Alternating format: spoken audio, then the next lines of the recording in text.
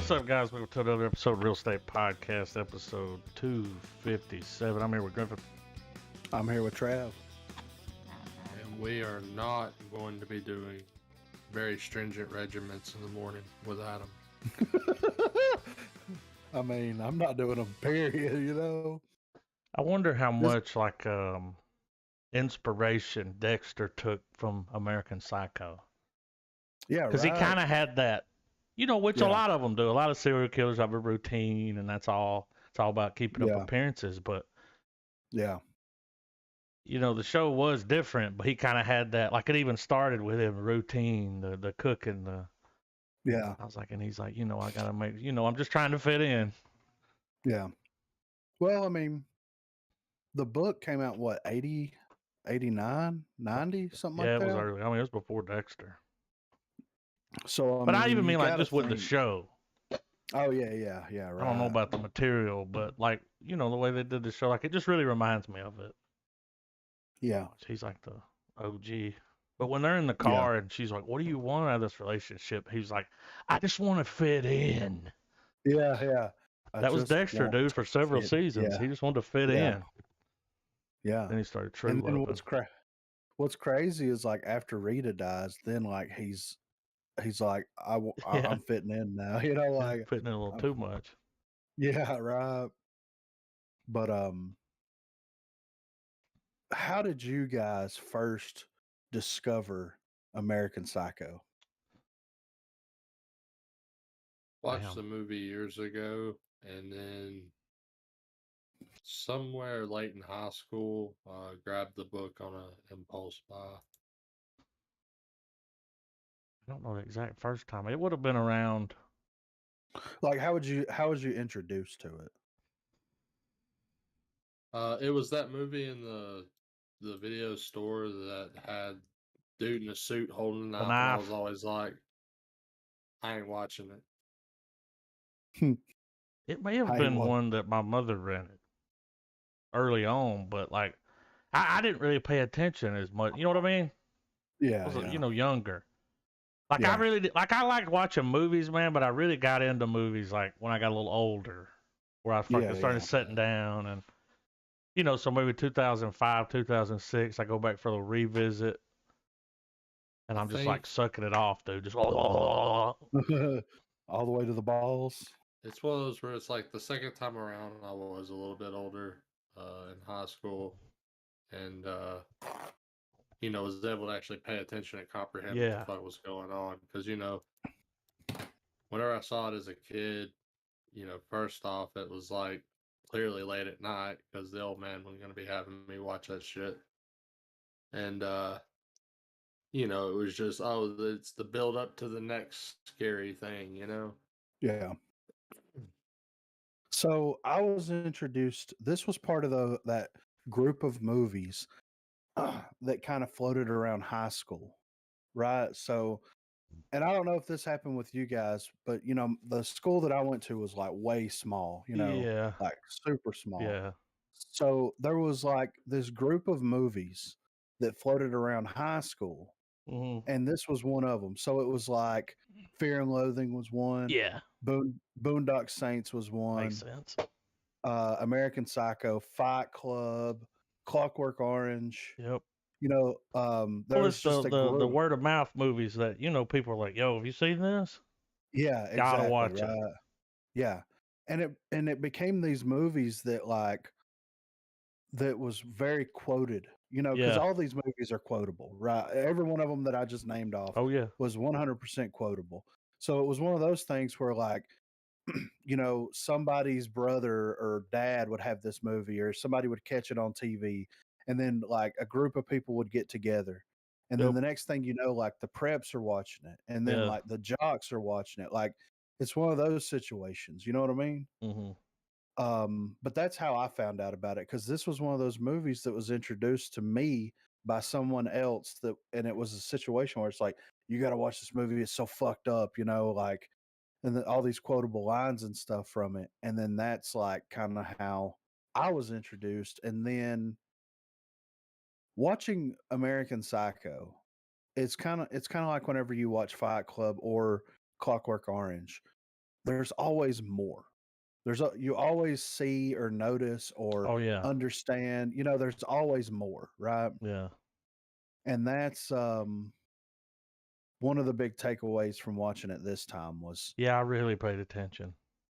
yeah, and it's very interesting how, the commentary for the times, Mm-hmm. And how it's almost gone kind of full circle in a way. Yeah. You know what I mean? Like there's a lot of things that's going on in American Psycho that you can absolutely apply now and that almost makes more sense now. You know what I mean? Mm-hmm. It's very weird, especially for a movie that's set in the 80s that came out in the 2000s. Yeah. It's very, very, very odd, but yeah, that's my introduction. It was just one of those movies, man, like part of everything else. Yeah, I Fear think and Loathing. one of the reasons when I went back and watched it was, I'd watched like The Departed, and I was getting into those, just Yeah, good yeah, fucking movies, man, where you're going out and buying them. yeah. And it's like, oh, this is like, I'm like, I think I remember seeing this, but I don't really remember. I just remember like, him being crazy. Yeah. And there being a head in the refrigerator. But, I'm like, oh, it's got Christian Bale in it. Because by that time, he's badass, like yeah. when they made this movie, like I went and watched those videos and stuff about it where they were like, he was tired of, like, he got pissed when they were going to pick Leonardo DiCaprio because he's like, this motherfucker keeps stealing my movie roles, man. Yeah. Even And called, he held out. Yeah. What's his name? Played the whole, he's in Fight Club. Yeah, Ed Norton. And convinced him not to take the role so he could take it. Yeah. And they told him, he's like, "It'll fucking be the death of your career, dude." Dude, it launched it. Yeah, right. He's been in some few things before, but not like this. No, not where he was the leading man. And like, it's crazy. It's probably why he got Batman. Yeah, and yeah, it's crazy how many different people were attached to this at one point. Yeah. Directors.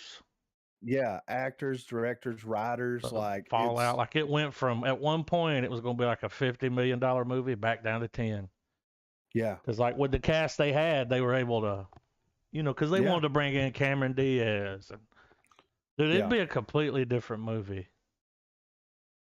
with that cast. I can't remember the guy they had playing Willem Dafoe's part. It's funny that you mentioned the Boondock Saints because, dude, as soon as this movie went off, I wanted to put that in.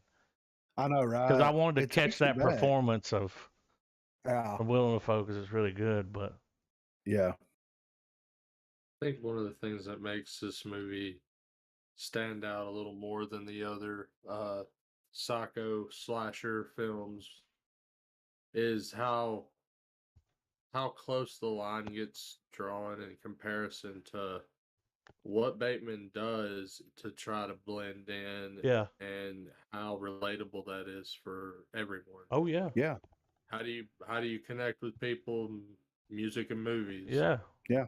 Finding that middle ground, and then realizing that I guess the more scarier aspect of Bateman's character, and I guess any kind of psychopath, is knowing that middle ground is propped up with bullshit on the other end. You know what I mean? Like you're resonating with a monster, basically.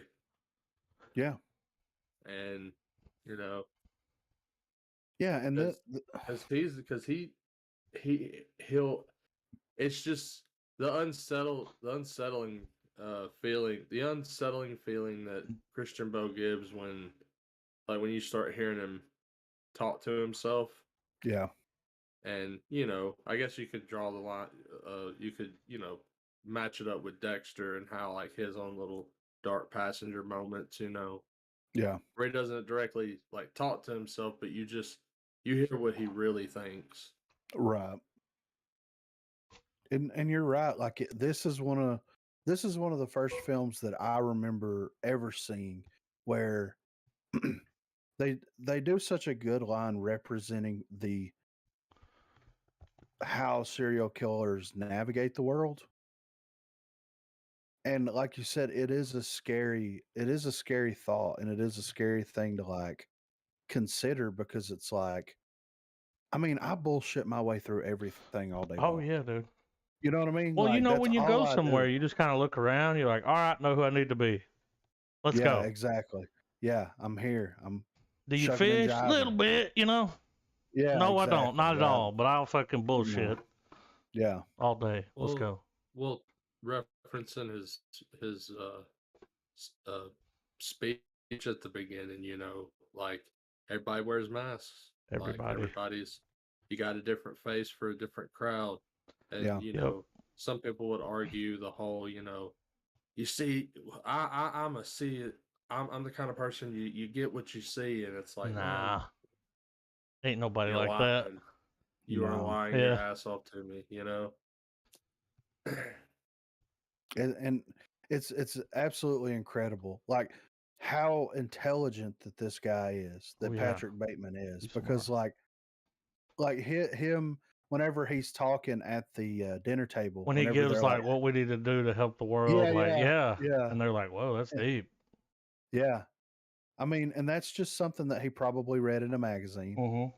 or saw in a movie, that he's just regurgitating information, but he's intelligent enough to know to retain that information Yeah. because someone's going to be impressed by that. Well, You he know? wasn't smart enough to come up with names though. Cliff Huxtable.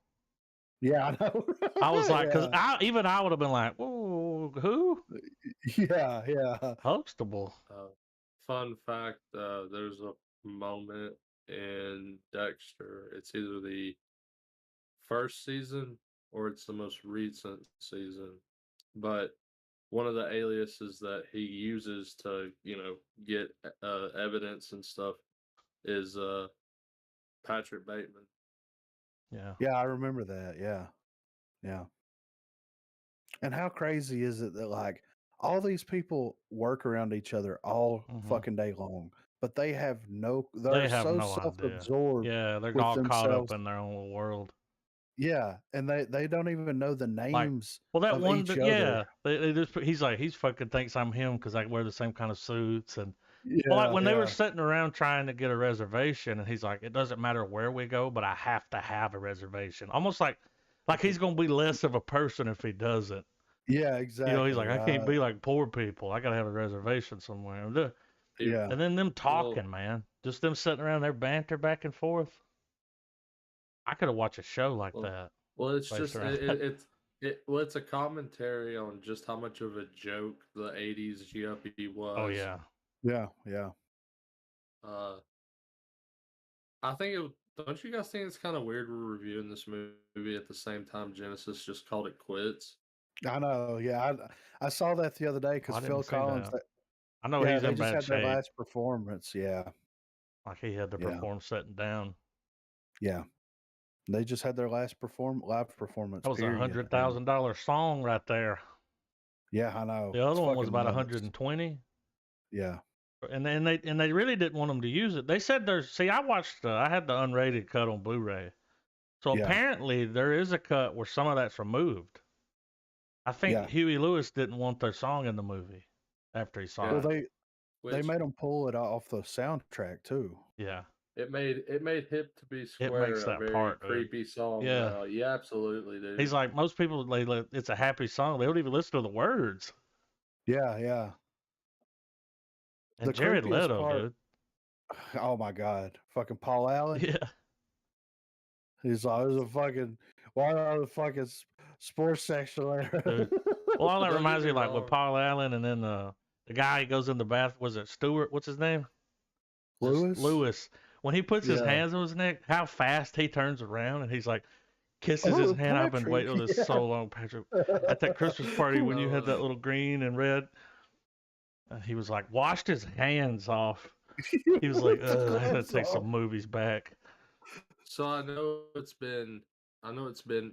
it's alive and well in the meme universe, and everyone knows about it. But let's just take a second to at least kind of deep dive on it. The card scene. Oh yeah. Yeah. I mean, what a ridiculous way Yeah. to just show you how far Bateman's mental illness has gone. Well, like, Yeah. His he walked in there and he psychosis. was like, his apartment's nicer than mine, motherfucker. Yeah. You know, like just, Yeah. of course it was. and it's all material shit. Mm-hmm. Like none of it matters. But he is so attached to this idea of The being this lifestyle. specific thing. Yeah. And that whole monologue they do at the beginning where he's like, there's an idea of a Patrick Bateman. And it's like, yeah, in his mind, the idea of Patrick Bateman, successful, has the best of everything compared to everyone around The him. complete opposite of what he is. Yeah. When the girl even tells him, he's like, I've got to work. I can't take time off work. She's like, your father practically owns the company. Yeah. So he's been privileged from the start. Yeah. You know what I'm saying? He didn't struggle. Yeah. So, and that leads me to believe, okay, so, there's a lot of like, what's real, what's fake. You know what I mean? Like what's reality? What is he making up in his head? So do you think that like at a young age there was a situation to where he killed someone, possibly covered up, or maybe not found out about, and that was like how his toes got dipped into the fucking ooze? I don't know. The fucking because the ATM definitely did not say feed me a stray kitten. Yeah, like right, that. yeah. Well, that didn't happen. No. Did in his mind, and he was going to do it. Now, where'd the gun come from? It's like we never seen him with a gun. Like everybody that he would say something to, Yeah. when they would turn around or something, the only one that reacted was the Asian lady in the dry cleaning place. Yeah. He said, "I'll fucking kill you." Yeah. And she reacted to it. The rest of them, none of them ever like acted like they didn't hear it. Yeah. When they were at that one party, he told that girl that he was into murdering people and something, and she's like, "Oh, finances." Yeah. And it's like, was it too loud for her to hear it, or did he even say that? Exactly. Was he thinking like? Does that go a little deeper in that into the book? Yeah. But by deeper, I mean more or less it's more often. It's still left in that vagueness of him just saying it, and the character will respond like they do a really good job of keeping it as vague as to whether or not like Bateman says it, Yeah. but Yeah. I feel like a lot of the times it shows you how much little effort, or not little effort, but how much he's trying, how much effort he's putting into being this. Yeah. But you see the people around him just be like, "Oh, Patrick, whatever." Yeah. Like it's not amounting to shit, really. Yeah, like that one guy laughed at him. But I almost felt like they cleaned that up because when he goes there and the woman, he was like, I was looking, she's like, you need to leave and don't come back.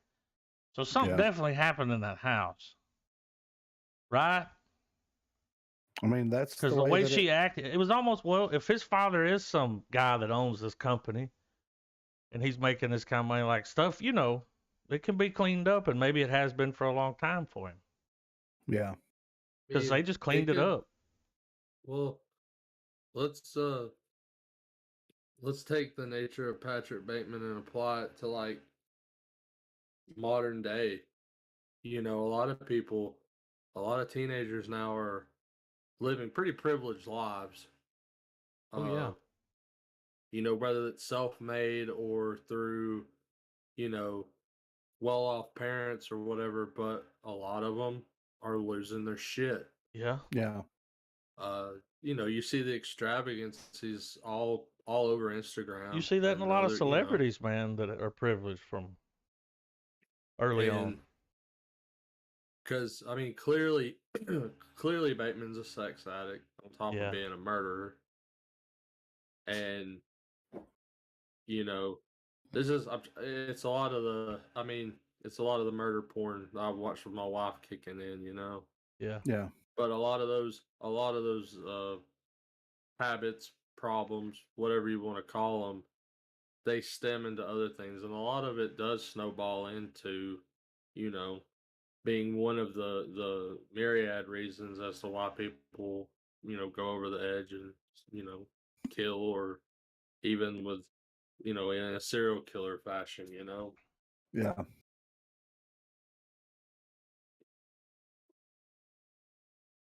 It's just there's so many fucking layers. It's like an onion. Oh Dude. yeah, and it You gets know? you just keep peeling it throughout the movie.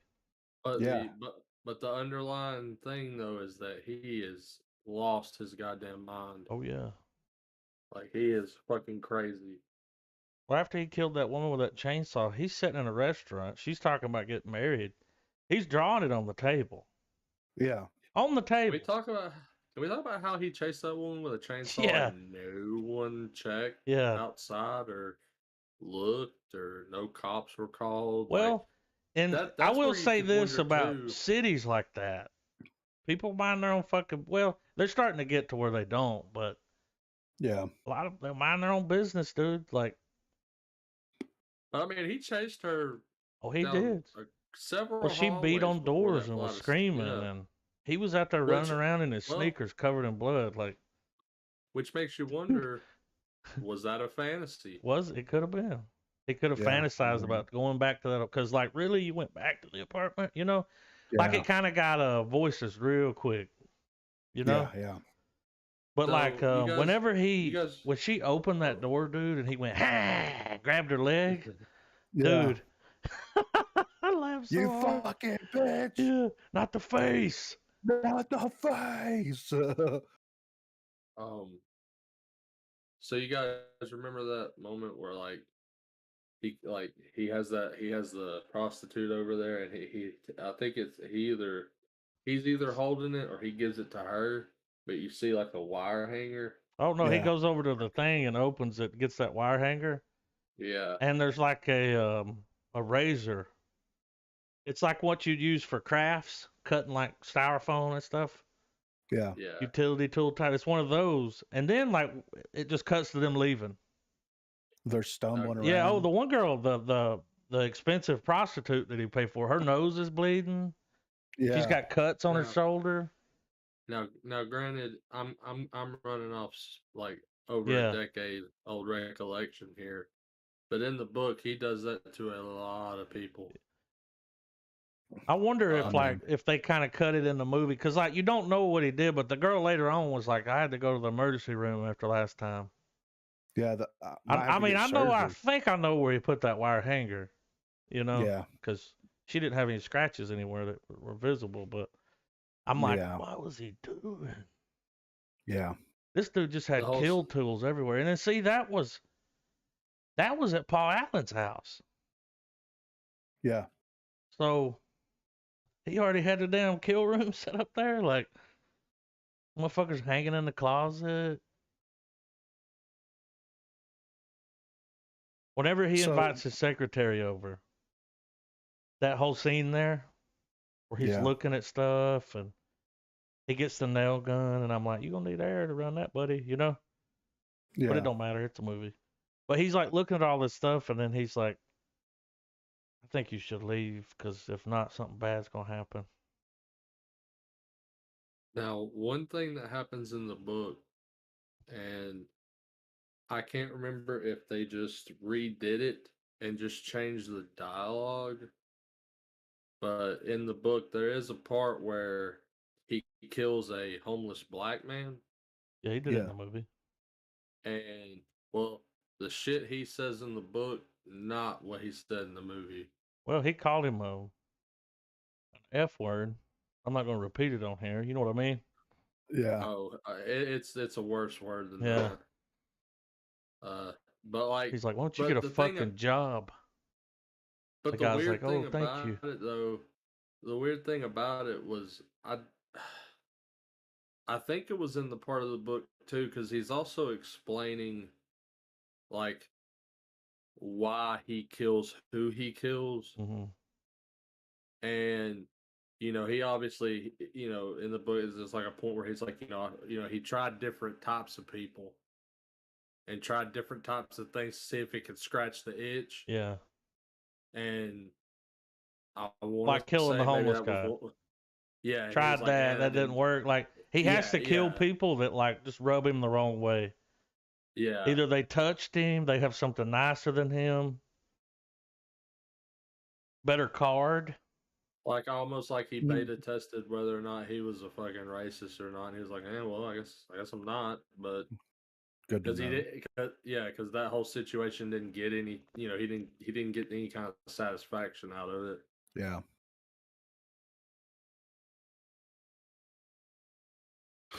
But Yeah. still a very fucked up scene nonetheless. It is. The whole He kills that dude's dog, man. Even the breakdown. He stomped that dog out. Like the mental breakdown and everything. Yeah. It doesn't crescendo as crazy as I recall in the book as it does in the movie. Like in the movie, he just suddenly goes on a spree and then he ends up on the phone with a psychiatrist doing that whole shit. He eventually does that. The call to the whatever to the shrink, but I can't remember if it was after a ridiculous. I think it was just like one of those points where he's like, in the book, it's like instead of him having to go return some movies, he's like, I'm not fuck, and he just calls and it's like, I'm just gonna tell you everything, and he recalls all the moments in the book and stuff.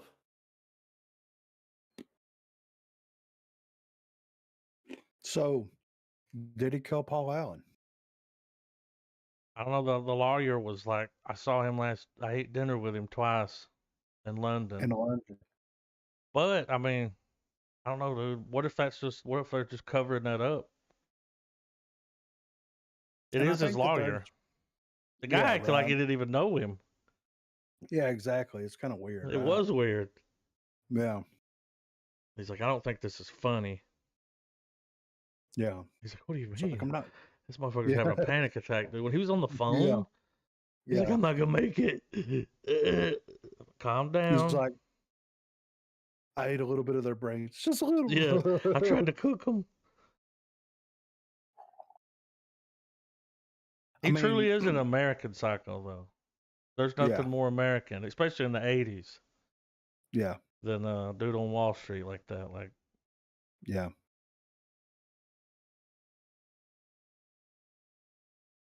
I mean, it really makes you wonder because, I mean, think about it. If he called Paul Allen's phone and heard the voicemail of him leaving, because that's the thing too. It's like he left the voicemail. Obviously, those two people do not sound anything alike. No, even on 1980s that was not a good idea to do that. Like, yeah. It's like, hey, going out, hasta la vista, baby. Yeah, it's like, what? We don't even know this guy for real, you know? Yeah. But yeah, I would it really does make you wonder, like, what's real? Is any of it real? I don't know. Or did he just fantasize at all? Well, and that's kind of where I got, whenever you see the book at the end, his planner. Yeah, it's all the drawings. It's everything he's done. Yeah, so it's like, was he really doing that? Or are these like the fantasies are like lifelike, more or less, Like what I don't know, man. You can kind of look at it in several different ways. Yeah. So, but I don't think he killed Paul Allen. He just fantasized about it. Yeah. Now I think some of the other kills were real. I think when he killed the homeless man, I think that was real. And then when he stomped the dog to death, goddamn, dude. Yeah. That was fucked up. Yeah. I think that he banged the prostitutes, right? I think he was with them if that's true. If that's the case, then he was with them that first time. The second time wouldn't have been real. Yeah. Because like you think him running through the hallways with a chainsaw, dude, somebody's gonna fucking come out. Like, I don't care if it is 4 o'clock in the morning. Yeah. Like, I mean, I guess my takeaway has always been that like everything happened and the movie is just teetering in and out of his delusions. Like he's somehow getting away with all the shit, but where we would really see the truth, it kind of takes a left. Yeah. I think that's what makes it a good story, though. Yeah. you don't know. Absolutely. You're like, Yeah. I don't know how much of that was real. Yeah. But one thing's for sure, he acted his goddamn ass off. I know, right? Like, he is perfect. I can't remember if he went from this straight to the Machinist or the other way around. I think The Machinist came out in 2003. Yeah, I think it was after because they didn't mention it when they were talking about the roles he did before. I had no Yeah. idea it was a Steven Spielberg movie Yeah. when he was a I kid. mean, have y'all seen The Machinist? Oh yeah, Oh yeah. I mean, yeah. I think he's still that was fucked up from losing that kind of weight, doing that to his body, Yeah. right? that was insane. Yeah, That was really hard to look at whenever he fucking shows us. You see his fucking bones. yeah. He's dedicated.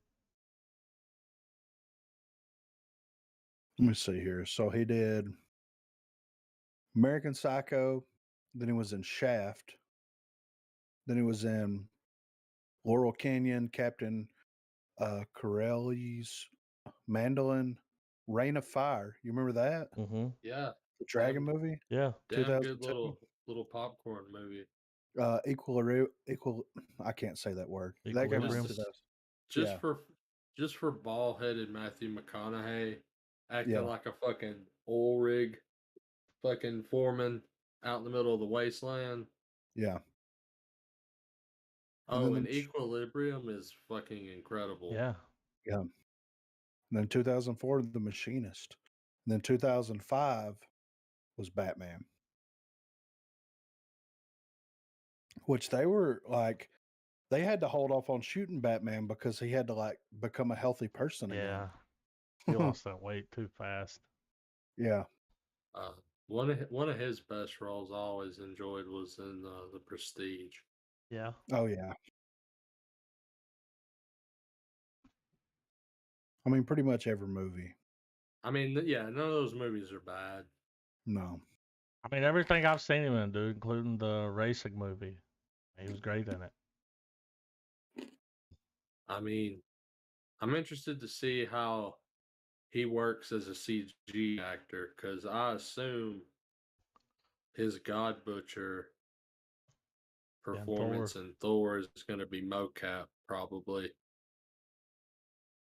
Well, if they mocap him, dude, he can't be like, "You want me to trash your fucking lights?" Yeah.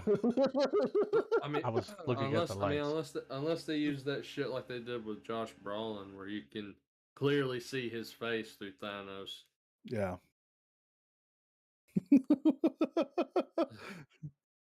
You want me to trash your lights? You want me to fucking trash them? We're We're fucking done professionally, mate.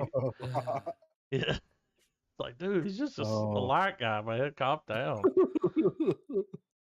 That's what he said. He's like, I was looking at the lights. La-di fucking da. And we got Bryce back here walking around the fucking background. I mean, that's just, and you know, around that time, dude, he had a domestic violence call on him. Yeah. At his house with his wife and her mother. Yeah. Like he's a pretty intense guy, dude. Like, yeah. I mean, when he's working, dude. Fuck off.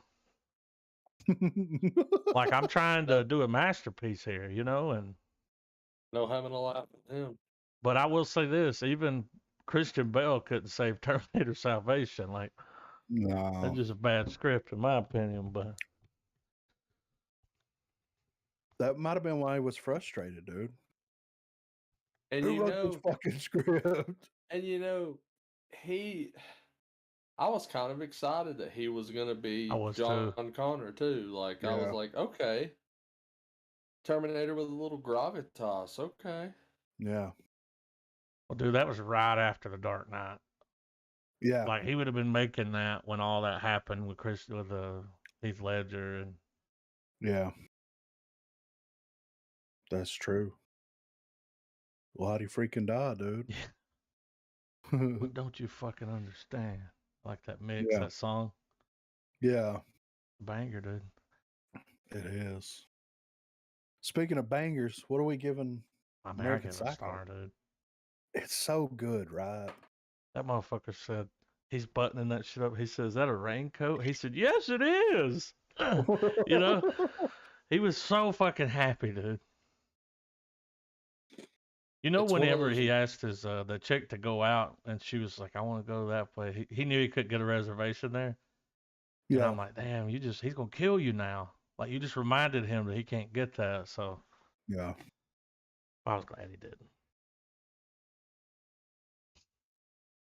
Yeah, it's one of those movies where it's made its way into pop culture in such a fashion that no matter where we go movie wise, like as far as physical media, there'll be a copy of American Psycho Oh, yeah. branded. You know, Yeah.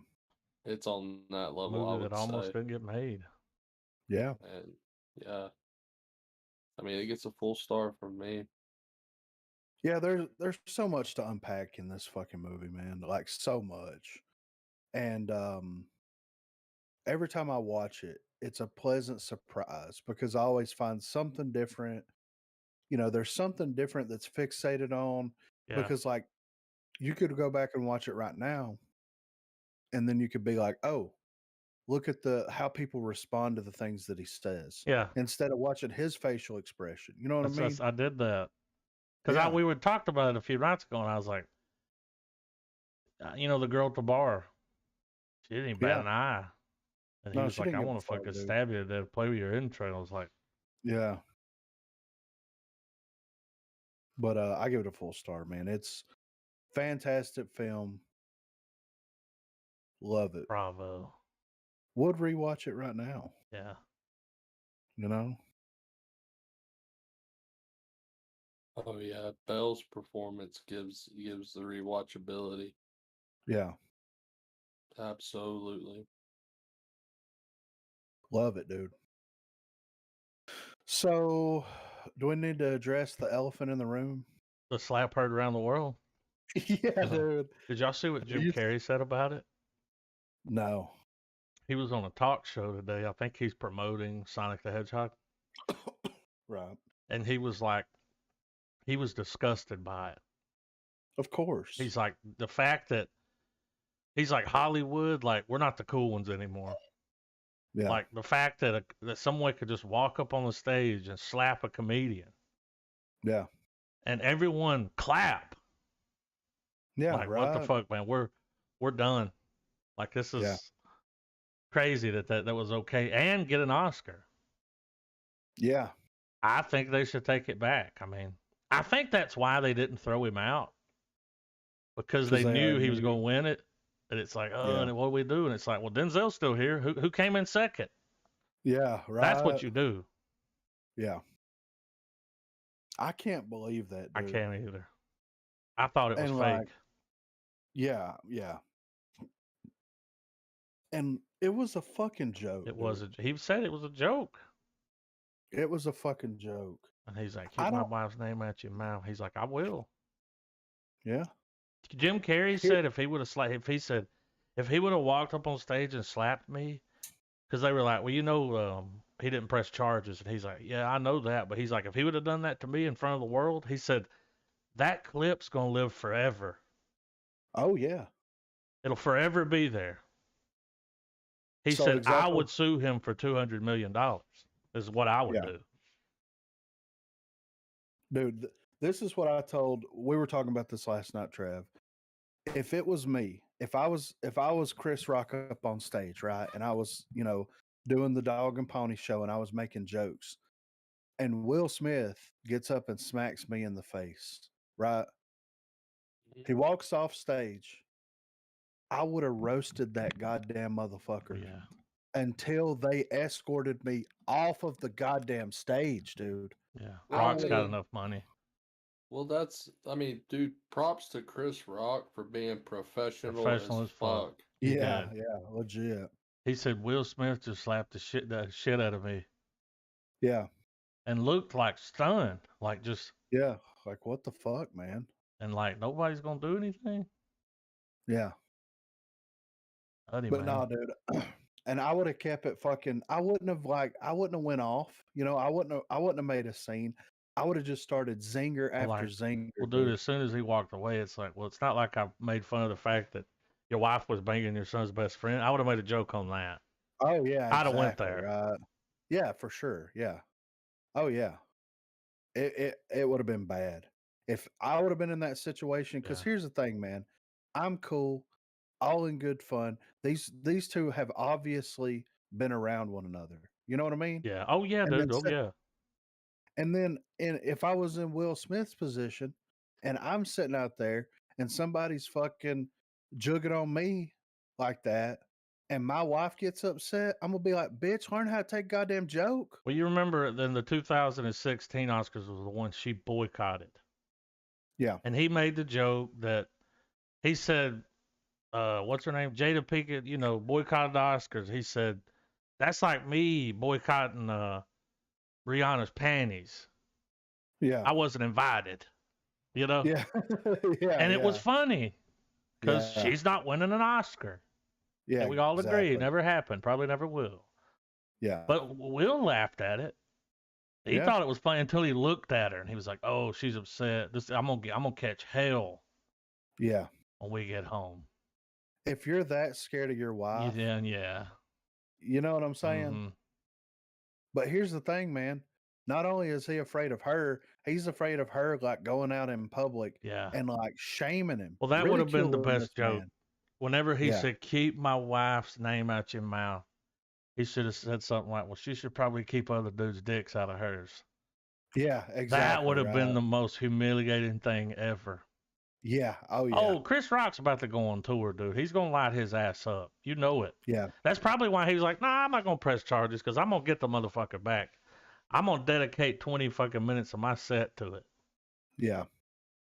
I saw somebody posted a joke. I think it was on Twitter that was just like, if it would have been me in that situation, I would have been like, I'll keep your wife's name out of my mouth at least until August. Yeah. Or something like that. You know what I mean? Yeah. Like, but yeah, dude. Slapped that. You think if it would have been The Rock, he would have done it? He would have walked up and slapped The Rock? Fuck no, Or somebody, dude. Yeah. Chris Rock's like 4'8". He's like a $105 wet, Yeah. Little Yeah. dude, man. Yeah. And the way he slapped him, the form, yeah. Yeah. he did the carry through with it. That's why I was Yeah. like, this looks fake. Yeah. But I don't and then you see the clip where he's like, keep yelling at him, and then you see everybody's reaction, and it's like, oh, that wasn't fake. Yeah. I think it's not a good look for Will Smith, dude, at all. No, Like dude. he might be. I mean, Look, I know Will Smith listens to Real Estate, right? So I'm gonna give you some advice, Will. You need to get away from that crazy bitch you're Yeah. married to as quickly as fucking possible, man.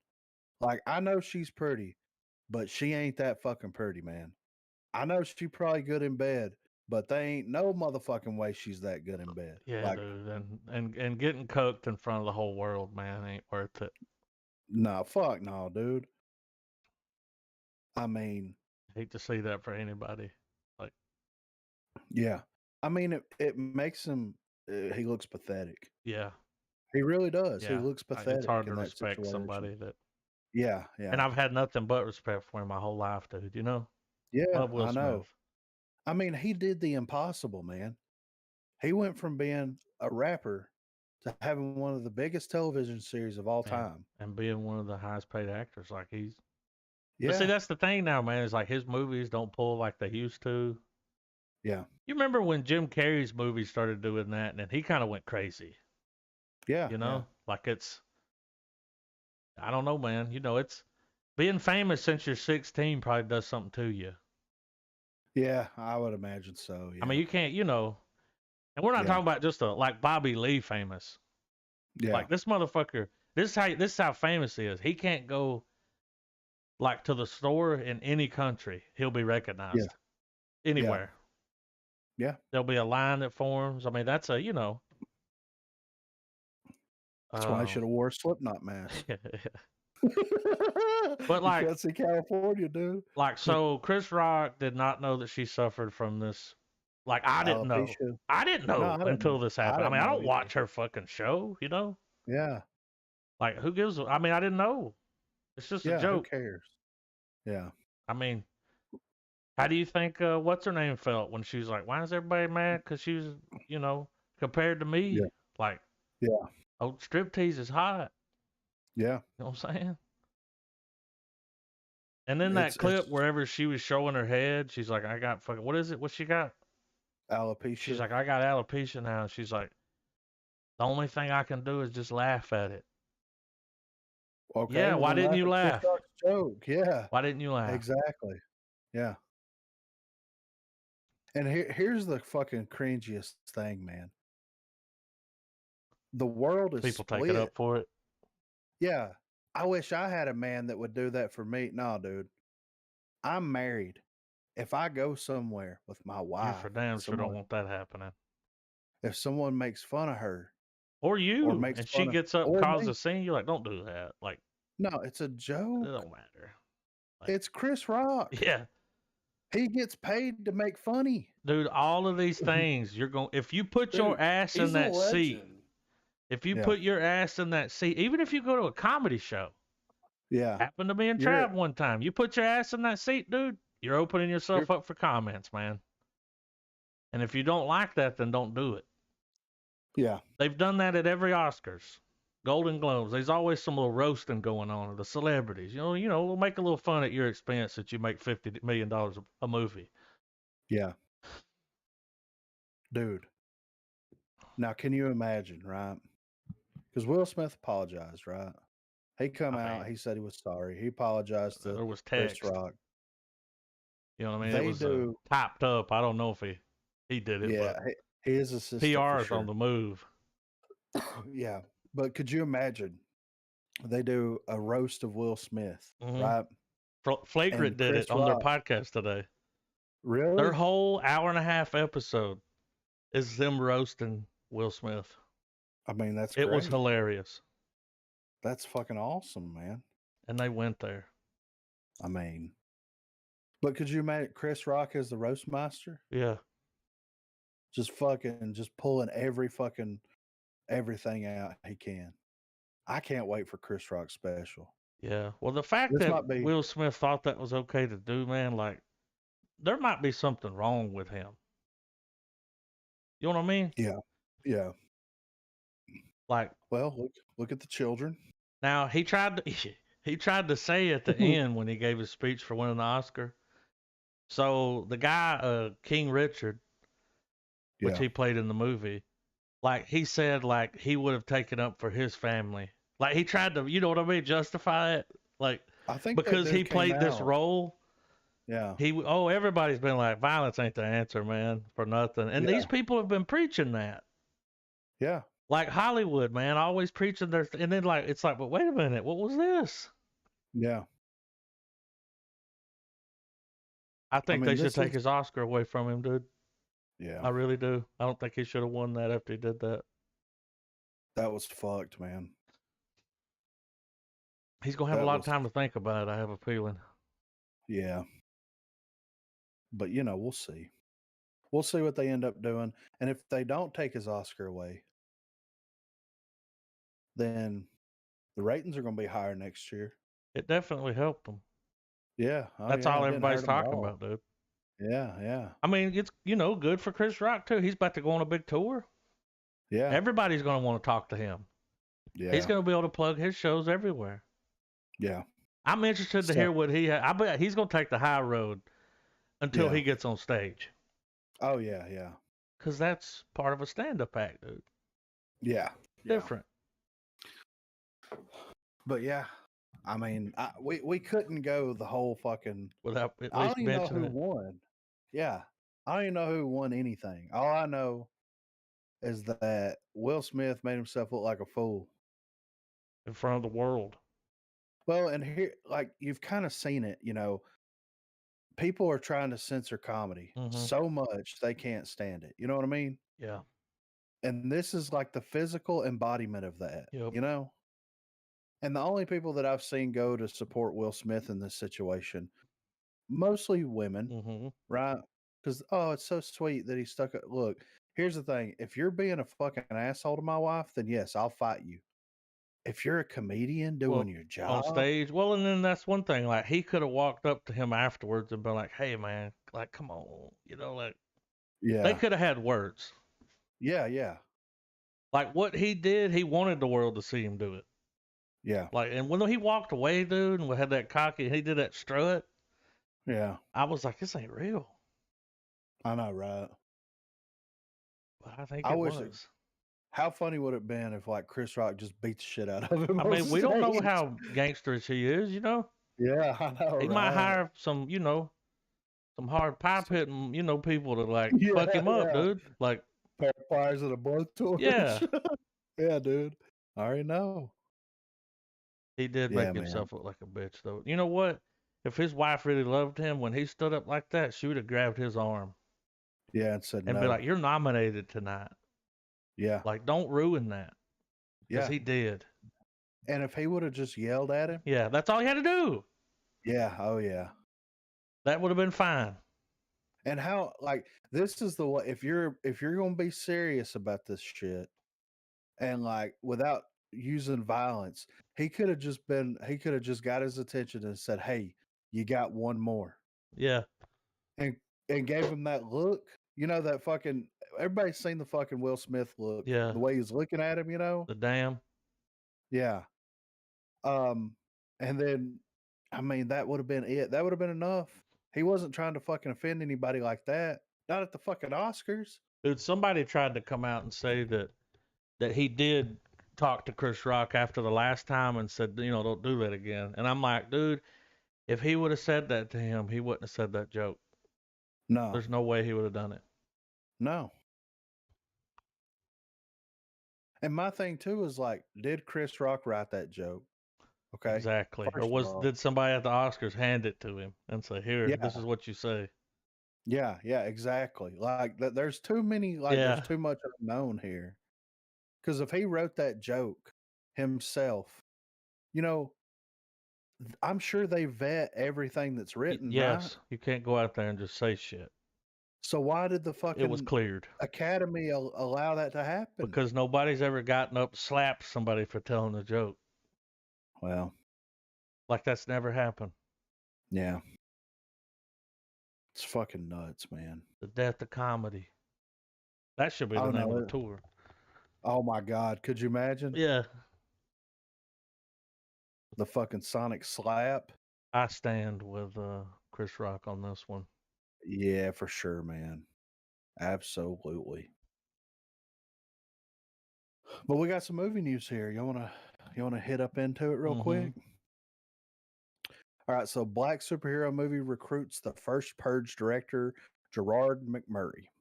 So the first Purge director, Gerard McMurray, will step away from the world of dystopian horror and into the world of comic books, with the filmmaker tapped to helm Studio 8 and Warner Bros. Upcoming adaptation of Black, which asks, in a world that already hates and fears them, what if only black people had superpowers? Does it say that? Do people hate and fear Who says black that? people? I don't know. Who wrote this? It wasn't Jeremy Dick. No, it wasn't him. No. Black will give up-and-comer Gerard McMurray the opportunity to not only play in the biggest genre of modern movie making, but also comment on some contemporary issues along the way. Gerard is a gifted storyteller who has a unique ability to bring character, authenticity, and heart to every genre he approaches, said Studio 8 CEO and founder Jeff Robinov. While we saw his vision for Black, we knew he was the only one to bring this incredible comic series to the big screen. According to The Hollywood Reporter, the adaptation of Black will center on a young man who discovers his powers after surviving a violent crime. He soon finds himself in the middle of a war over the future of humanity in a world in which a secret society seeks to control the empowered and their abilities. It sounds like it will stick very closely to the comic book source material. Black is a bold and fresh spin on the superhero genre. I fell in love with the colorful world Kwanzaa and Tim created in the comics, and I'm excited to bring life to a story that entertains and challenges the audience at the same time. So yeah, first Purge director Gerard McMurray is making. I mean, that's coming. Has he continued to work on the Purge? Let's take a look here. Because Gerard McMurray, here's his filmography. Burning Sands. He did The First Purge, an episode of The Twilight Zone, an episode of The Spook Who Sat by the Door. Easy. That's the name of the series, TV series, one episode. And then he had a short called Battle Buddy and a video short called The Daily Grill. And he wrote Burning Sands. I will say The First Purge is definitely the best one. You know what I mean? Too bad it's not that one. You know what I mean? Yeah. But all right, cool. Yeah. And it's crazy how the CEO of this company, right? He's a gifted storyteller who has unique ability to bring character, authenticity, and heart to every genre he approaches. He has 2 film credits, 2 TV credits. Has he really? And a couple of shorts. Yeah. Has he really brought his vision anyway? You know what time it is? I mean, I'm not knocking on the guy. This is probably, we're definitely going to have to pod this, right? I think that we need to. I mean, that sounds like there's a lot of content here. So, next up, Guardians of the Galaxy Holiday Special will reportedly feature Kevin Bacon. What? So, yeah, fans of the Guardians of the Galaxy movies will remember that at one point, Chris Pratt's Star-Lord declared Kevin Bacon as one of Earth's greatest heroes. And it seems that could be about to lead to Bacon joining the Guardians in their upcoming holiday special later this year. New reports have suggested that Bacon has been seen on set, and while there is no exact indication of which Guardians of the Galaxy project Bacon could be appearing in, a reference to Christmas decorations make it a good shout for this year's Disney Plus special. The details of Bacon's appearance on the set of Guardians of the Galaxy Holiday Special reshoots are apparently taking place around the ongoing filming of the third Guardians movie, were shared among a host of details by Reddit user Cassandra Oracle, who observed filming in Atlanta, Georgia last week. They made several references to seeing Drax's stunt double on set, an action sequence involving Beverly Hills police cars, and a crew badge reading Hot Christmas. The believed working title for the holiday special. While they do not claim to have seen Bacon personally, the note that word on the set was Kevin Bacon is in the scene. There's no confirmation at this time. I mean, if Kevin Bacon shows up, right? He's got to be playing like Footloose, right? You know what I mean? They're gonna do a like, flash dance. I think that they will. Like, I think that would that's be funny, dude. If he's listening to it on the headset, yeah, and him and Bacon are dancing, doing the flash dance, that would be hilarious. You already know, dude. And that sounds like something James Gunn would do. Absolutely, right? Especially after watching that season of Peacemaker. Peacekeeper. Yeah. Peacemaker. Yeah. Peacekeeper. Whatever. But yeah, that's kind of cool, and it's kind of interesting, like with all of this like multiverse shit going on, this, that, and the other. Doctor Strange is going to be out way before this happens, and he played what's his name, the leader of the Hellfire Club in First Class. I can't remember what his character's name was, but he was the villain in that first in X-Men First Class. So what if what if they're bringing him over? Oh, you know what I mean? Right.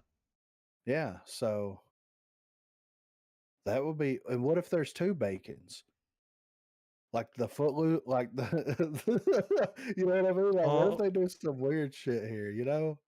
That would be hilarious. It would be. I'm down. I'm for it. With James Gunn, there's no fucking telling what's going to happen here, So, George Romero's never before seen Bigfoot short film to get free virtual screening. So, last year, a long-lost George Romero film, The Amusement Park, was finally released to the world via streaming service Shudder fans of the horror master are in for another treat next month when the director's short film, uh, Jacar- Jacaranda Joe, will receive its first ever public screening and a free virtual event on April the 12th. The film is one of the many gems among George Romero archival footage that the University of Pittsburgh libraries acquired in 2019 and have been working on preserving the legend's lesser known works. Uh, Jacaranda Joe is a short film that Romero made in 1994 and features a found footage clip that predates the first big movie of the genre, The Blair Witch Project, making it not only a fantastic find for fans of Romero, but also genre lovers. The film itself focuses on the Bigfoot legend and was Romero's attempt to find out if audiences could be scared by something that looked like a documentary. And like so many other recent Romero finds, it took a while to make sure all the pieces of the 17-minute long film were intact. So this is what the horror studies website explains.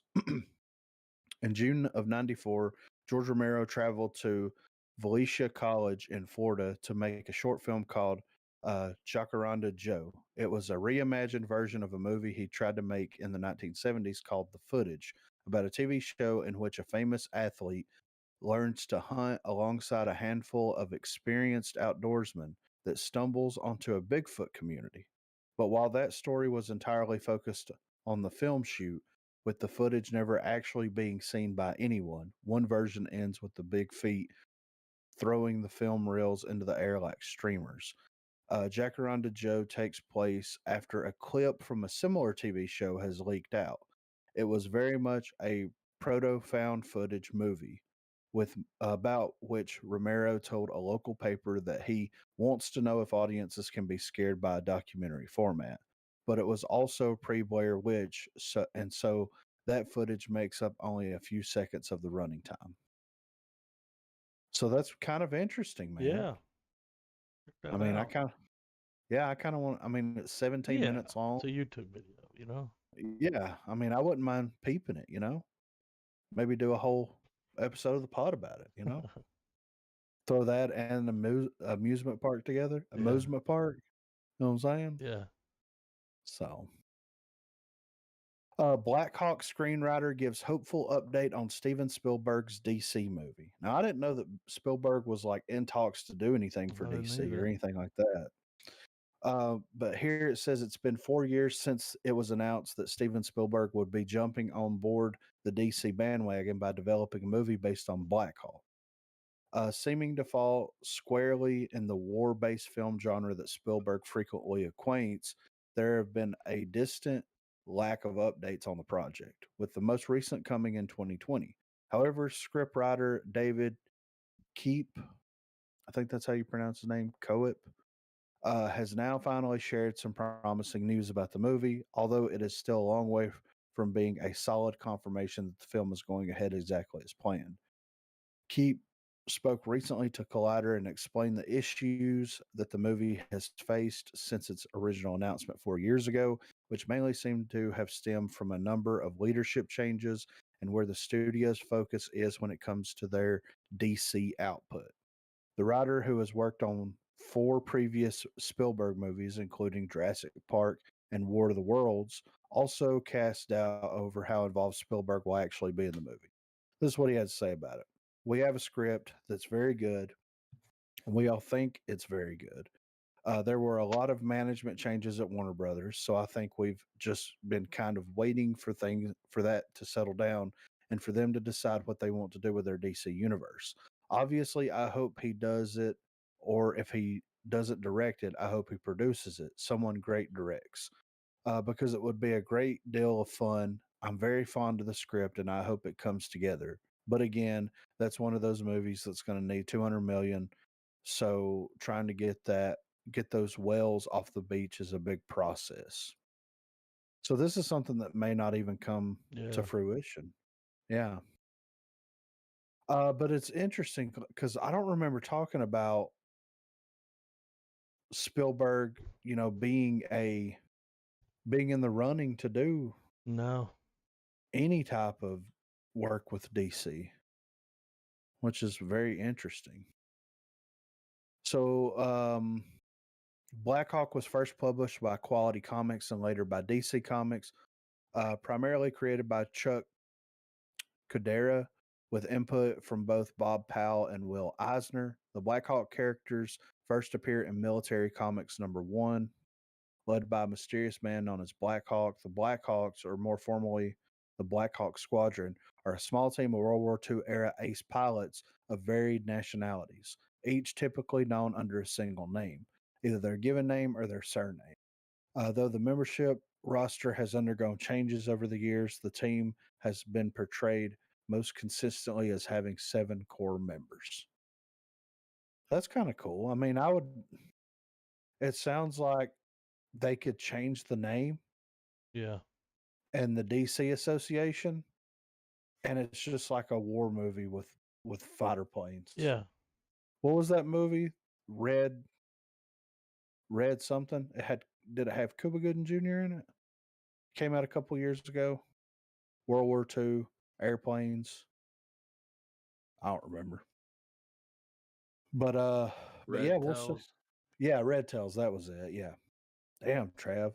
It's a Did you have to dust the filing cabinet off before you open the drawer? Because I'm over here like Cookie.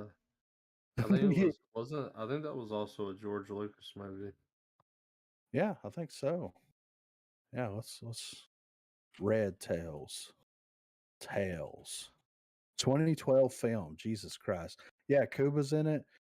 Terrence Howard, Bryan Cranston. Remember, this was like right off of Breaking Bad, you know? Oh yeah. Let's see what we got. Damn, you gonna put Cuba and Terrence Howard in the same movie? I know, right? My old man. Directed by Anthony Hemingway and George Lucas. Story by John Ridley. So yeah. I'm surprised John let anybody else direct the story that he wrote. I know, right? You know? Yeah. Yeah. I've seen that one. Yeah. But yeah, so we'll see what happens with that, but maybe something will come of it, you know? So last up here, Halo star Pablo Schreiber. Pablo Schreiber confirms talks with Marvel about playing Wolverine. So Halo star and Wolverine fan casting favorite Pablo has confirmed talks with Marvel Studios. During an appearance on the latest episode of the Binge-Worthy podcast, the actor revealed that he has met with Marvel at different points during his career and even revealed that they have flirted with the idea of him becoming the new Wolverine. This is what he said. Yeah, I've seen fan cast things pop up a lot. I've had a bunch of discussions with Marvel at different points in my career. We've never been able to find the right thing at the right time, but I'd certainly be open to that. But yeah, it's just staying open to the right path, and I don't know exactly what that is, but I'll know when I see it. While the actor and the studio have not quite managed to find the right role at the right time, Sherber says he's still open to more meetings with them, one of which could lead him to joining the Marvel Cinematic Universe. When asked specifically about playing X-Men fan favorite Logan, aka Wolverine, he replied that it has been brought up in meetings and that we flirted with that one for a while. So has become known as playing gruff, hard-edged characters who aren't afraid of a fight, making him pretty perfect for the next iteration of Wolverine. One drawback is that the actor does stand at a mountainous 6'4", making him a lot larger than the character's canonical height of 5'3". But perhaps with some clever camera trickery, he could be made to look a wee bit smaller. Yeah, they make him look tall on Halo. Yeah. I haven't watched Halo. Have y'all watched it yet? What I've seen, I like it. I watched the first episode. I've seen about half the first one. What'd you think, Trav? It's not the games, but it's like its own story. Based on it, yeah. I told the guys the other night, one of the things I thought was cool, Trav, in that first battle that you see, when they would switch to the first person. Yeah. I thought that was cool. A little Easter egg, like Well, they throw all the video game references at you all at once to get that out of the way. It's it throws a lot of plot at you. Like it looks like it's taking the lore established by the Bungie games, and that's kind of like the White Walker build up. Yeah. And the 343 lore is what we're gonna see playing out like in real time. Like they've kind of blended some stuff together, like Master Chief's on Reach, like Reach isn't destroyed. So it's, I guess Like my question they is, where does take the timeline. They take the what? That's what I was going to say. Like, where in the timeline does this kind of fall at? Oh, they take the timeline of the video games and throw it out the fucking window. So is this like a retelling of Master Chief and the Halo story? It is an alternate story, absolutely. Because I remember in one of the articles we read about around the production of it, it's telling its own alternate version of the Halo events, but all the plot points from the games are gonna be hit. Okay. Like just in the first episode, like they don't say, like it's very blank and you missed it, but there's kind of an Alex Jones type character playing on a TV in the background at the beginning, and he's talking about how there's ring worlds that could wipe out all life, and people just kind of cut it off like, enough of that bullshit. Yeah. Enough of that crazy talk. Like, yeah, like that. That's going. The only thing that I didn't catch a whiff of was about the flood, which you find out about the flood when they get on Halo. But Right. but like they're they're telling the 343 shit where they're going into how Master Chief and Halsey and the Spartan program and all that stuff, and they're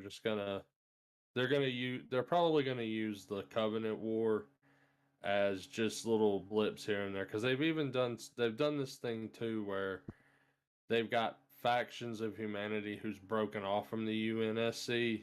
Yeah. They've made them be kind of like the Empire. Right.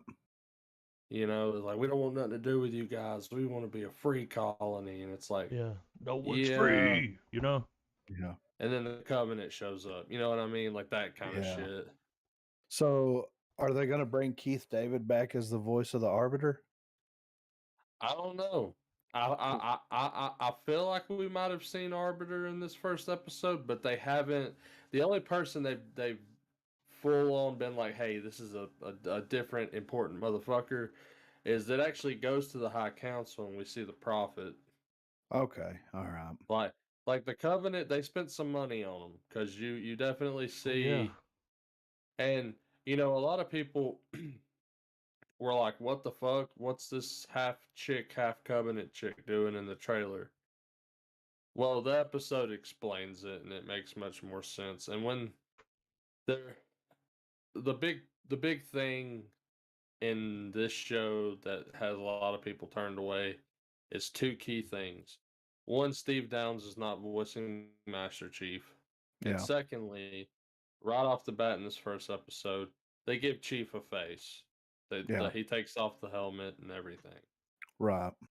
For me, the episode started off weak and ended strong. Like, I now want to watch the next episode.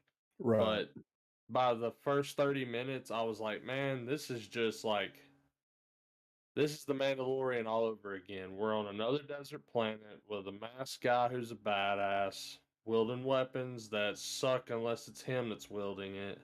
Yeah. Like that kind of thing. And I was like, whatever. But the way it's set up, the end of it, I'm curious to see where they go. Yeah.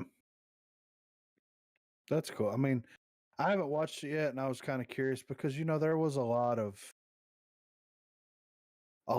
people giving some very vocal outcry on. Always, If you're a stickler for the games and you were expecting game one to be like, all right, this is happening, maybe we get us an opening crawl, and then we're on the world of Halo.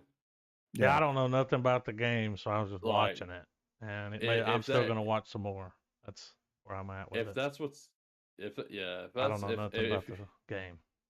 yeah if for people who were like wanting the plots of the games to be told chronologically through a show, you're gonna be very disappointed. But Right. I mean, I kind of like that it's not just doing that. Yeah. Well, by doing Kind of what makes they're it doing, they could tell you a different story, kind of, instead of, yeah. where it's like, well, we already read the book, we know what's gonna happen. They're like, do you? Yeah. Um, The I'm budget's there. wondering.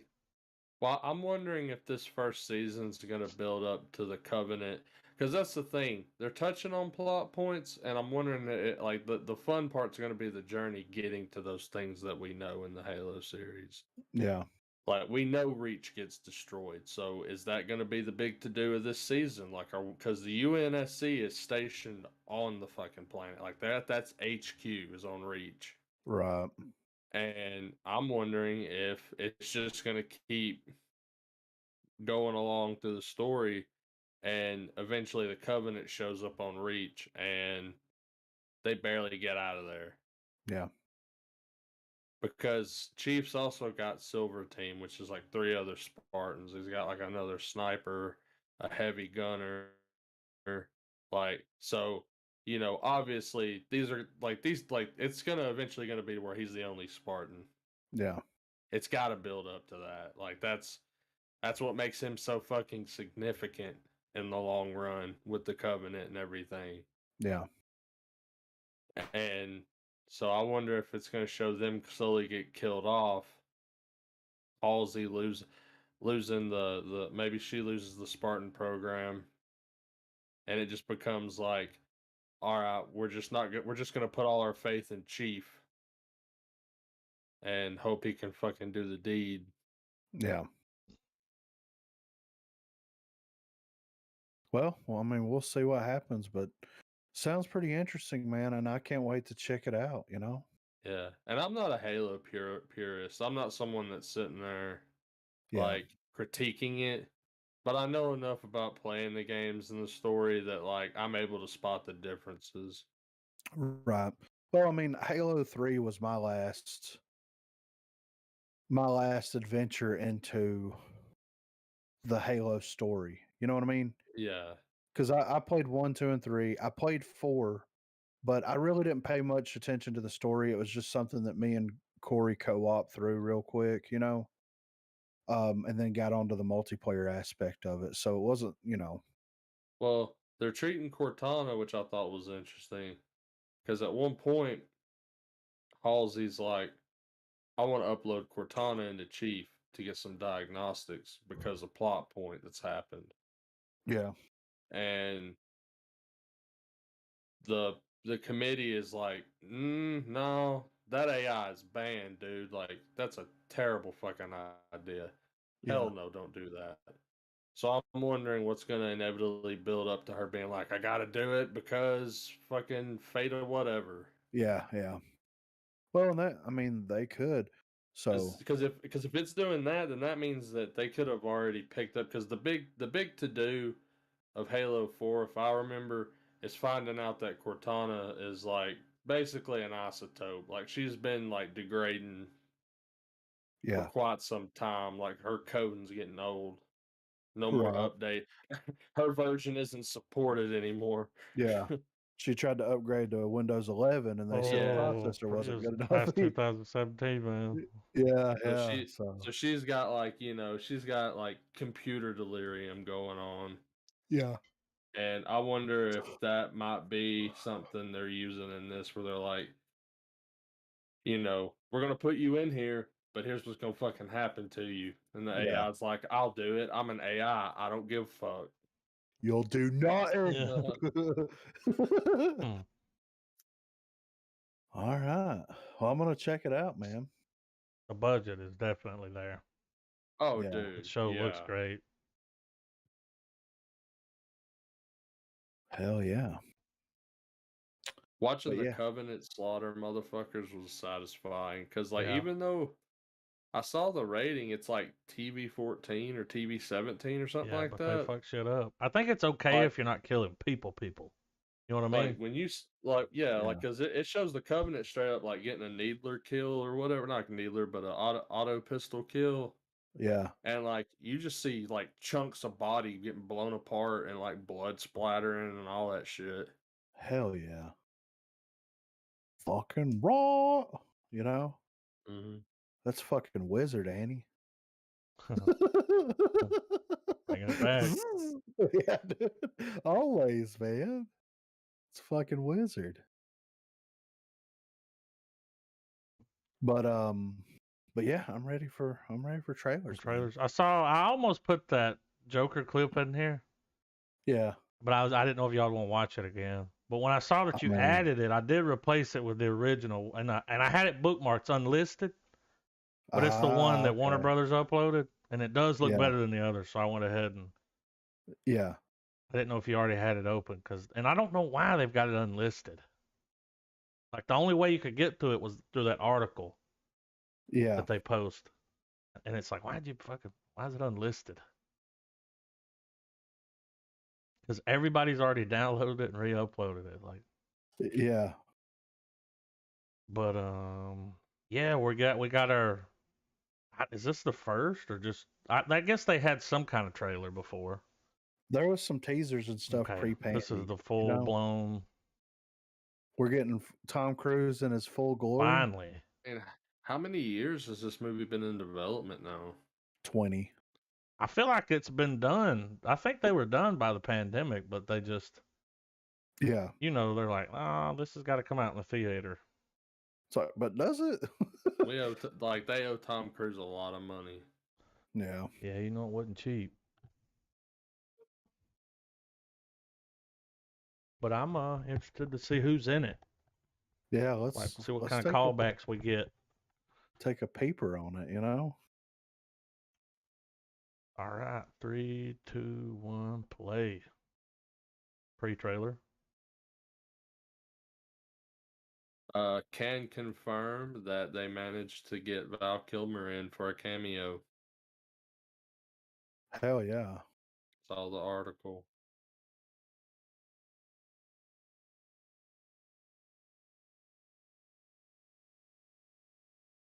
Bagman. That's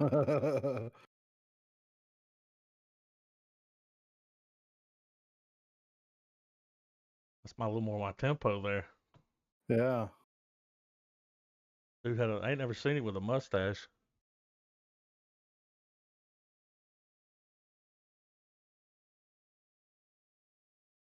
Oh, look. Hell yeah. Can he fit all that cock in the I was just jet? sitting here thinking of some way to bring that up.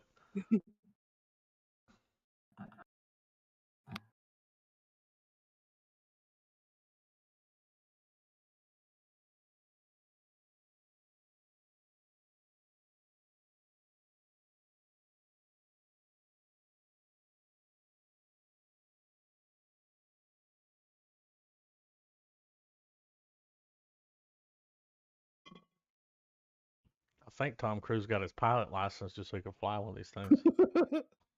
I believe He it. asked them if they'd let him fly it, and they were like, "You fucking crazy, man. Them shits is like $50 million each."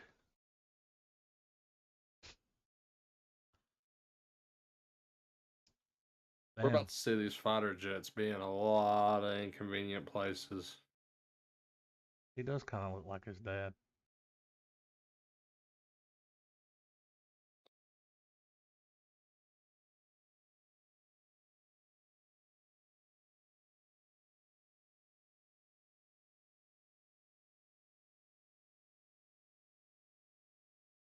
Special effects are going to be better.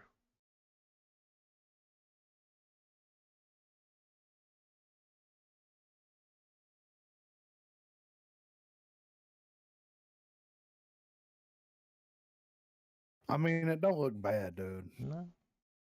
It don't look bad at all. Looks like an IMAX movie for sure, dude. Yeah, right. Like legit. And I'm not usually someone that gives a fuck about IMAX. But seeing those shots where they're like the over the shoulder and you're seeing like where they're going and everything. Yeah. Like that's whoever set up that shot was like somebody was like, you did good, man.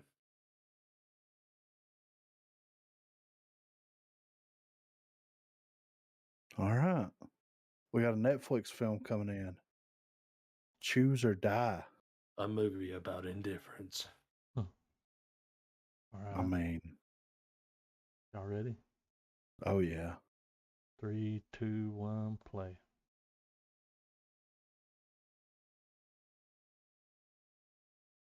Of what?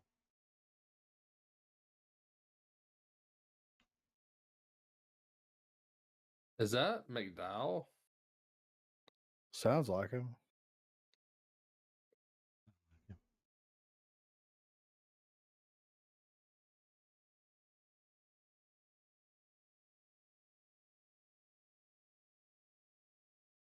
I heard that.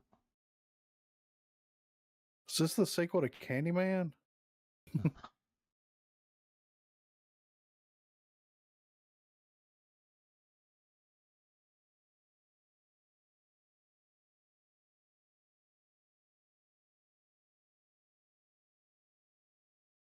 It's a deal date.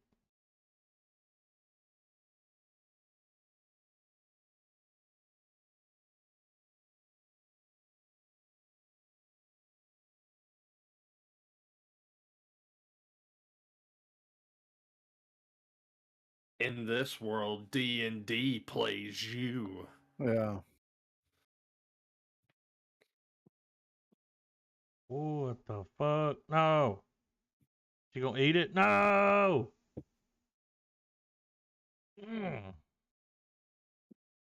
Season 4 or 5 of Stranger Things looks dope.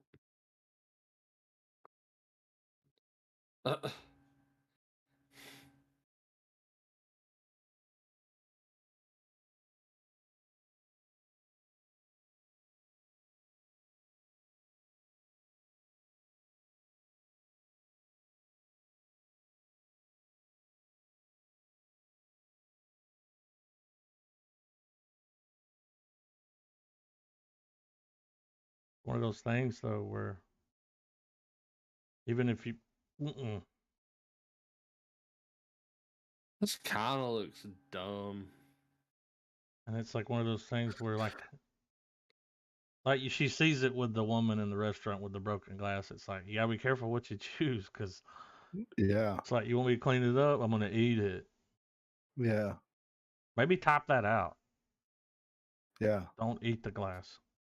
Put it in the trash can. No, Clean, sweep it up. clean using a dustpan and broom. Yeah. Yeah. Safely discarding Not the broken kneecaps. pieces. It's a typing simulator. Like you have to type out everything in a very specific and like professional Detailed, manner. yeah. It's Mavis Beacon, dude. Bullet Remember Mavis point Beacon? 1. Dude. The typing Yeah. simulator?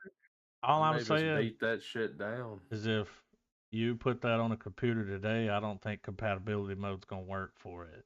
Well, it was a fucking cassette tape, right? Yeah.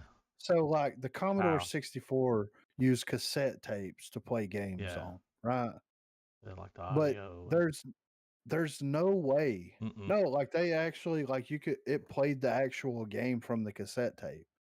They figured out a way to put fucking to write it to the tape. I don't know. It doesn't make sense, but like it's like a well, if you look at a drive. floppy's pretty much film. It's just Yeah, it's just a circular piece of Yeah. film. But how do you fucking dude? If I bought one of those Commodore 64 cassette players, guess what? I can't use it unless I have a fucking no. Commodore. Like Yeah, that's what what I'm the saying. fuck? Compatibility mode ain't gonna run that. Like No, dude, they're gonna be like, get this thing out of me. What's a cassette? like XP ain't gonna run that. No. She could have been using 95 a might not. now if they're clever, she could set up a virtual machine Yeah, for that. Yeah. as a Commodore. Yeah. Could do that. Highly doubt But they're going to go into that kind of detail, though. I don't know, dude. I don't want to get into the Yeah. technicality of it. It's I like wasn't the picking up more any it's falling tisms, so I don't know apart. if it's going to go that Yeah, deep. yeah, right. I don't want to go. Yeah, because it's like it was a proprietary connector that was Yeah. developed specifically for the like. You know what I mean? Like, what Mhm. the fuck? Anyway, and you know that there's one place in China or Japan that you can order a USB Oh, adapter yeah. for. You get one off a You know? Wish. It might work. Yeah, it might not, but all right. Shining Girls. Is this the sequel to The Shining? I don't know. It's on Apple TV. All Just saw right. it. I was like, well. Yeah. But yeah. 3, 2, 1, play. Comments have been turned off. That's usually a bad sign.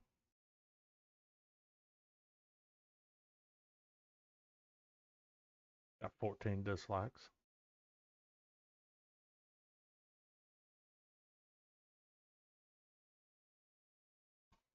Uh-huh.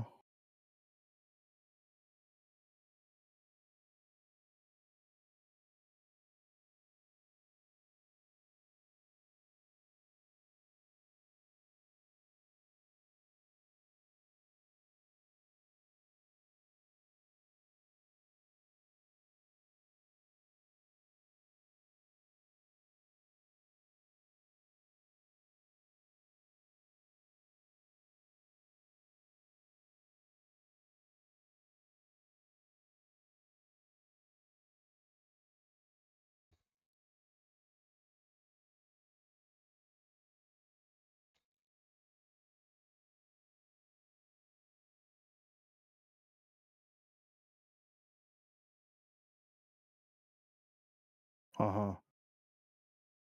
I feel like I'm gonna have to watch this. Oh, I get what you're saying. John Mayer looks Yeah. different. I know, right?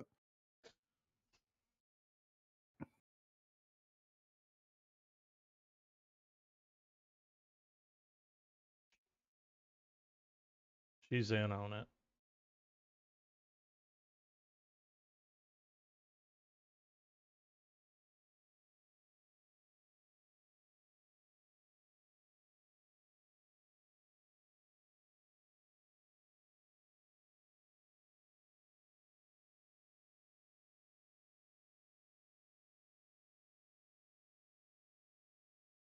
Looks familiar.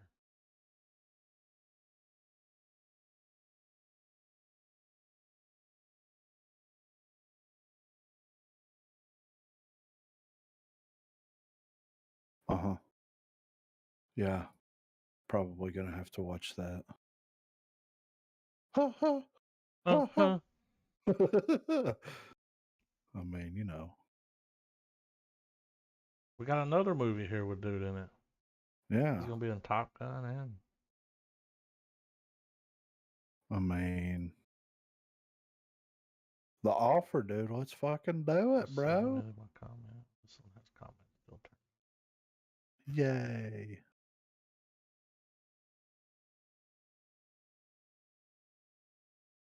All right. 3, 2, 1, play.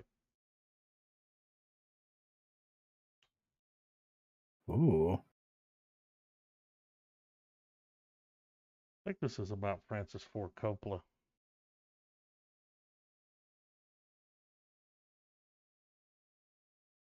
I think he's playing him. Or somebody is. Now, I might fuck with this. Yeah. Something that shows the behind the scenes of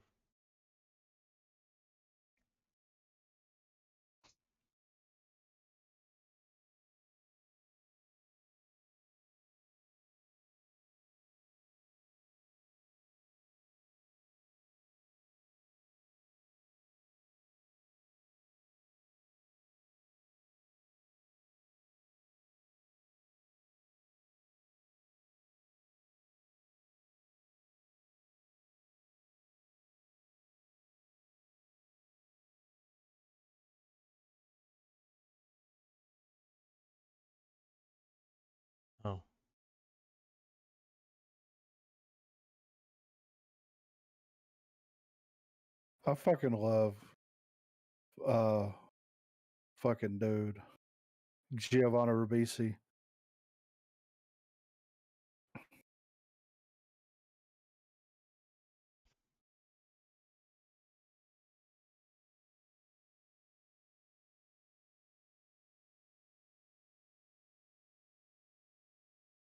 Giovanni Ribisi.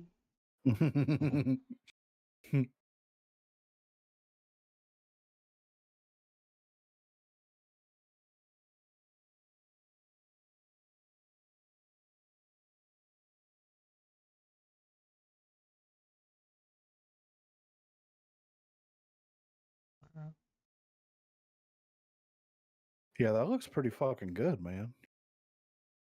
I never knew it was that hard to get that movie made. I know, gangsters and people threatening people and broken Trying to make my kneecaps. people look like animals. Yeah, because don't really have to try. Animals. Like, yeah, bunch of animals. Brando's gonna hang out with you a couple of days. Couple of animals. There's people in here. They look like a couple of animals. What they did to my boy. Man, we finally get a full trailer. Alex Garland. I'm excited about this. All right, here we go. 3, 2, 1, play.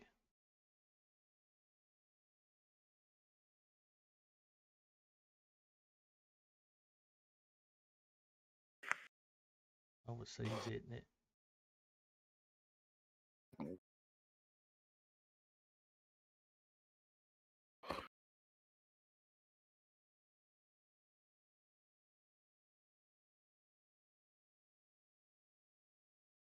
Uh-huh. Uh-huh.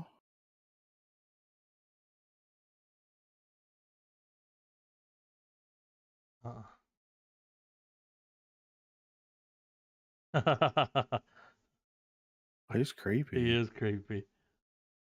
Listen to that. And being British doesn't help, you know? Those fake teeth.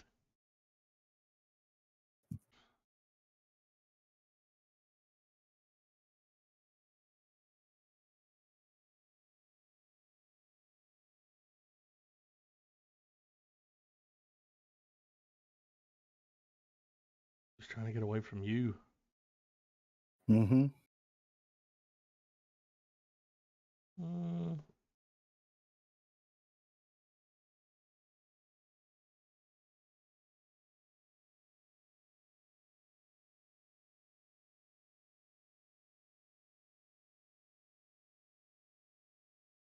I like the Evil Dead camera work there. Yeah.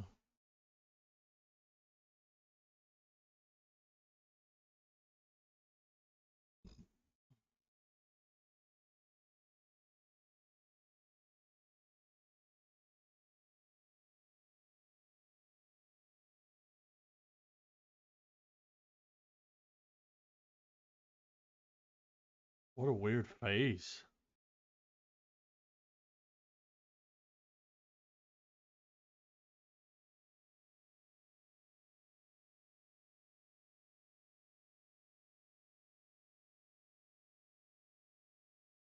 Man. So I'm guessing that she's in hell. Could be. Oh, Maybe yeah, with him like, can't do that, can you? Forbidden fruit. Maybe she's in hell. And, yeah, something like that. And yeah. Either way, I'm down, you know. Alex Garland. Yeah.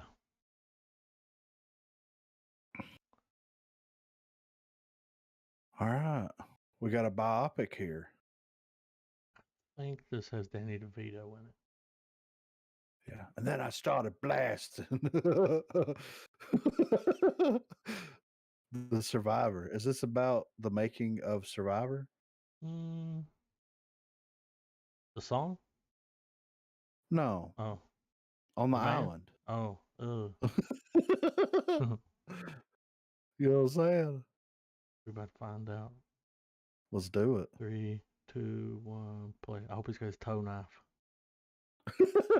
Rum ham.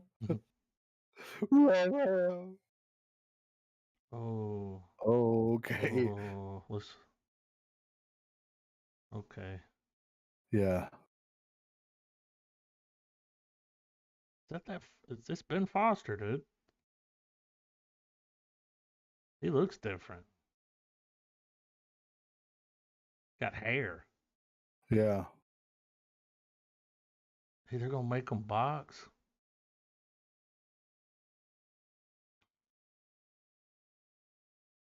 To the death, dude.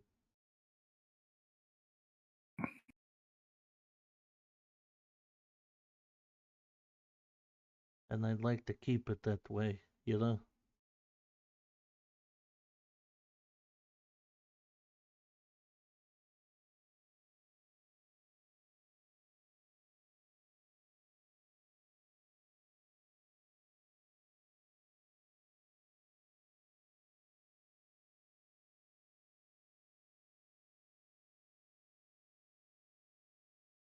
Look who it is.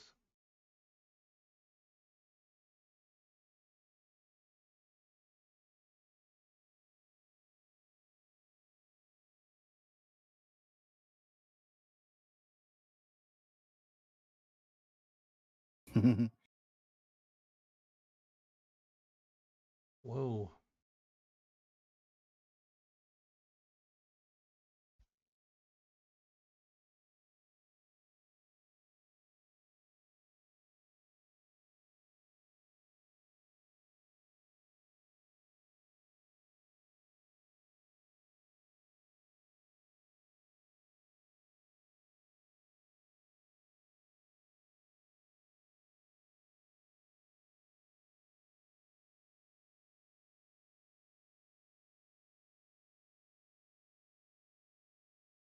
Jesus. Yeah, it's fucked up.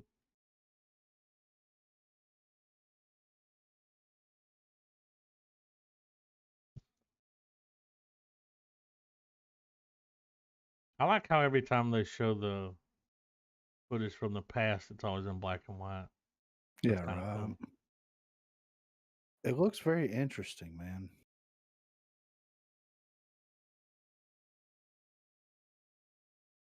I wouldn't mind checking it out.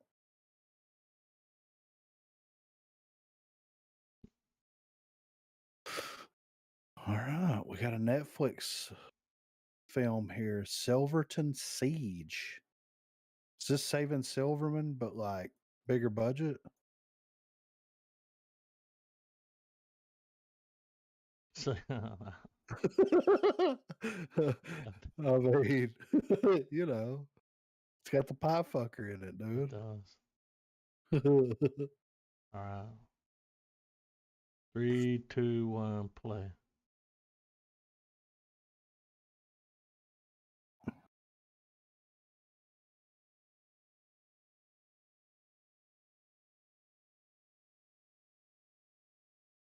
They robbing a bank? Looks like it. Damn.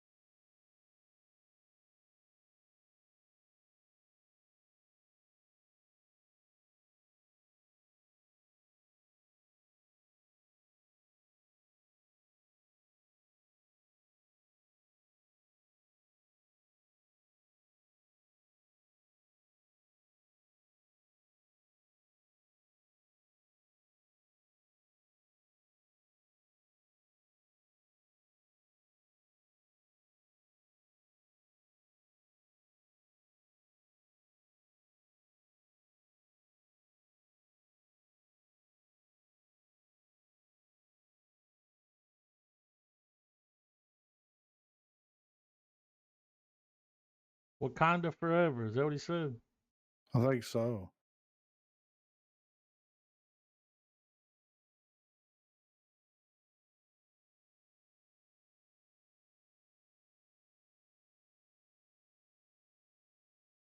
Based on a true story? Yeah, but it's probably on a true event. Good answer.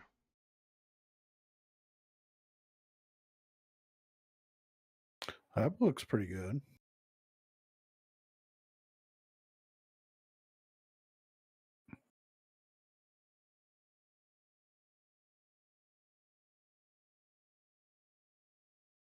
Comments. I don't know nothing about this.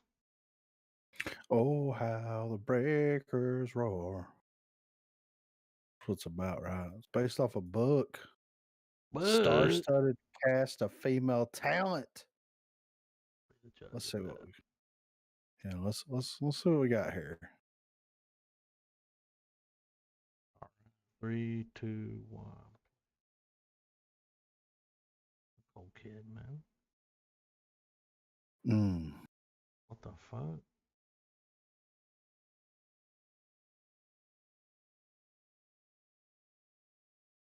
Why did she eat that picture? Oh. She on a diet? Oh, it's 8 different stories.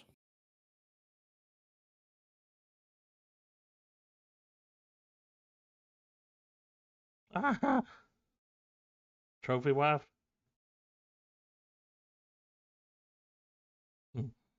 It's for you.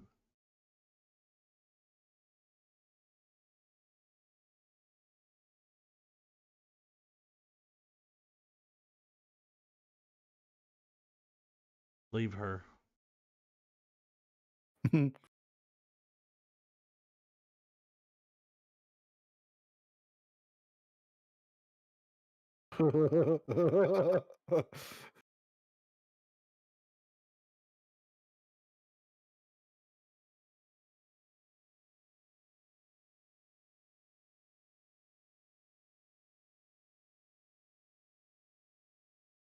That's a chick from Community?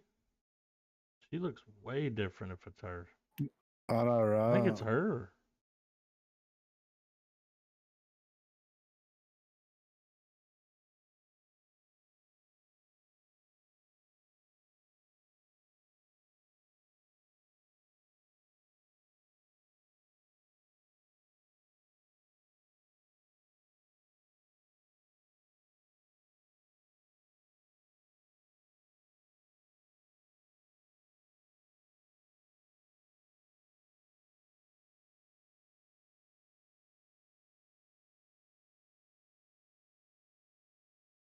Weird. So it's female Twilight Zone. Oh, yeah. I'm cool with it. Whatever. Whatever. 9 Bullets. Is Bruce Willis in this? Either him or it'll either be him, Liam Neeson, or Riggs. Oh yeah. I mean, or all 3 of them. Yeah. It's a super B movie. Sam Worthington. Let's see here. 3, 2, 1, play.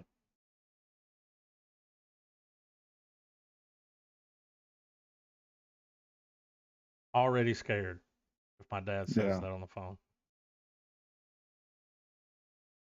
He got his bug out bag.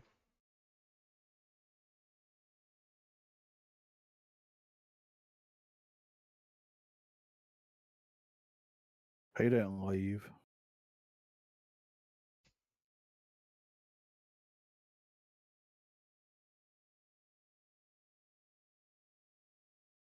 Weird frame rate. Yeah.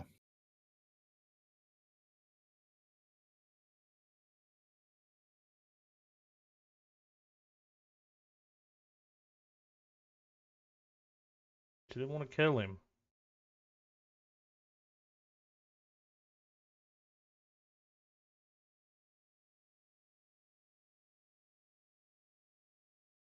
So it's one of those movies, just put her in it instead of one of them.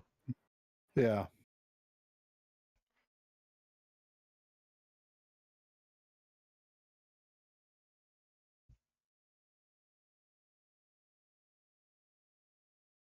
It does look like a B movie though.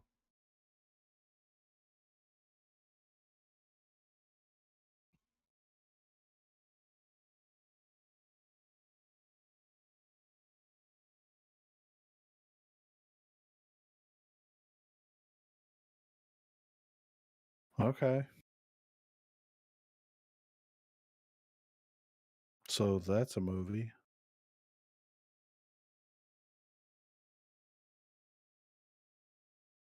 Gypsy.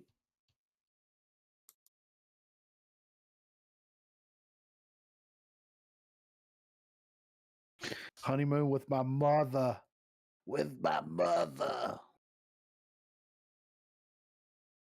This should be good. I expect all the romantic comedy fucking tropes, you know? I think it's a foreign. Is I it? think so. Okay. Let's see here. 3, 2, 1, play. Yep. Oh, God. Oh, his wife just left him. Wow. So he's going to go on the honeymoon. He's already paid for it with his mom. That's that older woman from the bar. It is. The one that couldn't fit through the hole. Miho? This is where they filmed Old.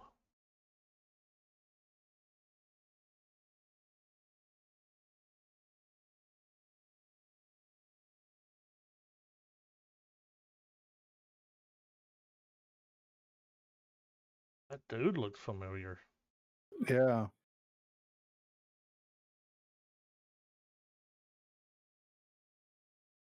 Miho.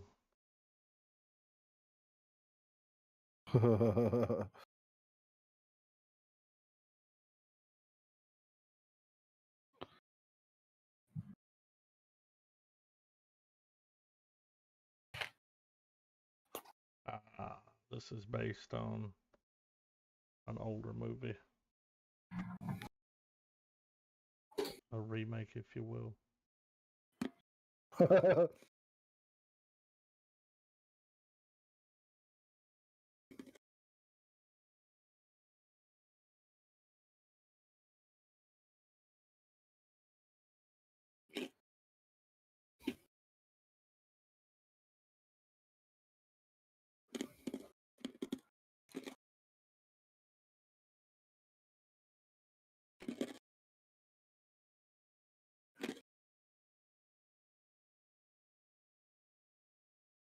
All right.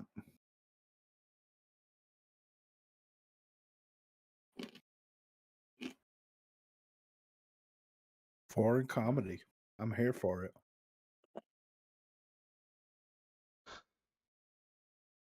Hard Sell? Isn't it? Is it British? Mm-hmm. Oh, God. What's her name there? From Doctor Who? Thumbnail? Chick from. Oh, Redhead? Yeah. I see that. Tate. Yeah. Sharon? Not Sharon Tate. Not, Ooh, that's a different yeah. Tate. I almost said It's a it. I'm Tate. glad you did. Yeah. Catherine Tate. Catherine? There you go. Yeah. All right. 3, 2, 1, play. Share. This is supposed to be like mockumentary.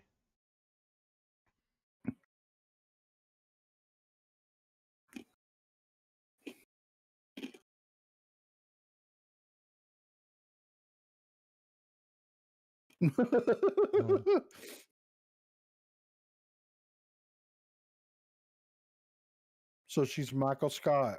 Pretty much.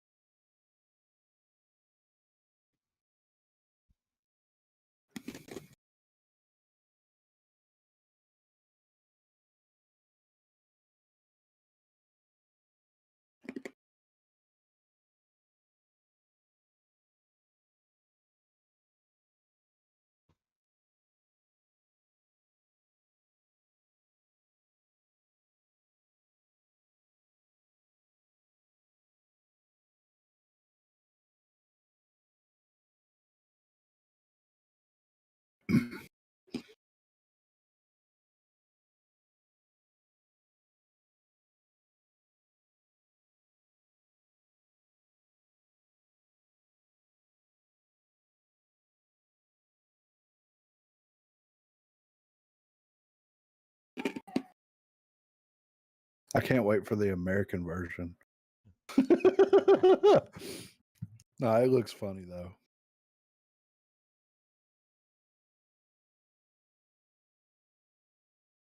Okay. It's a good idea. Well, this trailer, while I was looking for trailers, Mm-hmm. I saw like a crazy amount of people reacting to this trailer. And I'm like, why Okay. are they reacting to this trailer? Right? Did you watch it? I watched enough of it to know that we need to watch it. Okay. So peep this, guys. This movie is a movie that's made in India, Bollywood movie.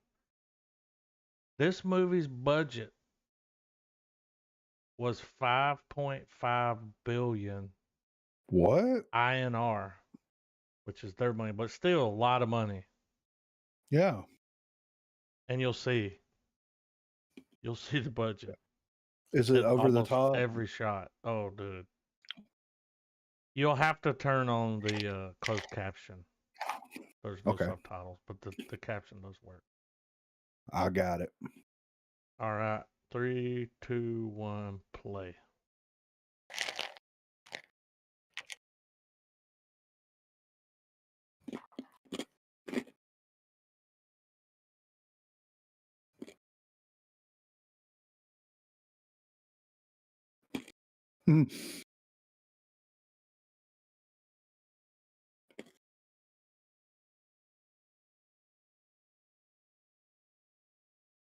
Oh God.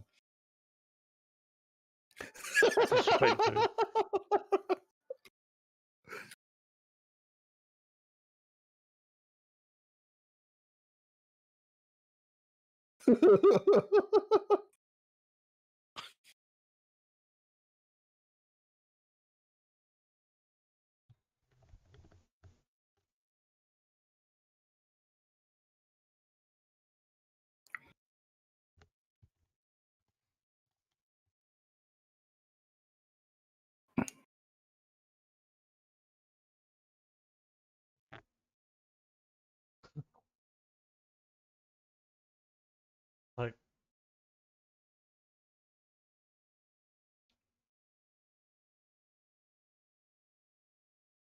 what's happening? I was just waiting, man. Because it's about to get.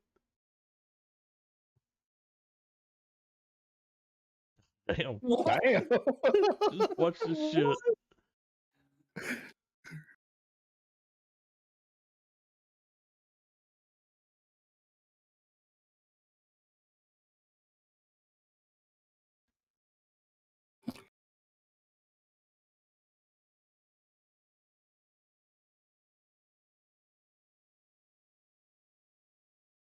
Don't take your eyes off of it.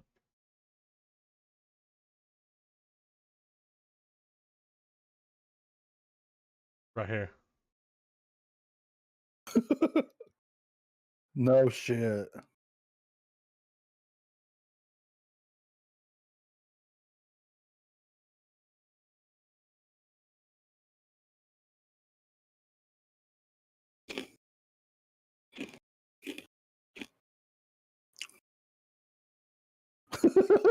Right here. Look at this.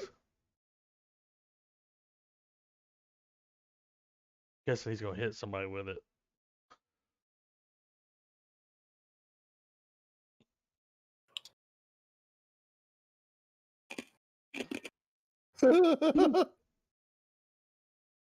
He caught that stick.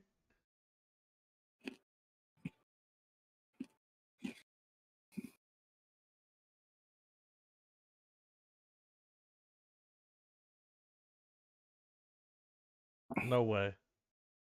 Dude, I legit want to watch that. It looks so over the top. It looks like really good. It looks good. You know what I mean? Like the budget. Let's see. That's $72 million. God damn. Brace yourself, indeed. I really want to watch that on the pod, dude. We've never watched a Bollywood movie. No. I don't know, man. Dude, it looks good, man. Like no lie. Oh man.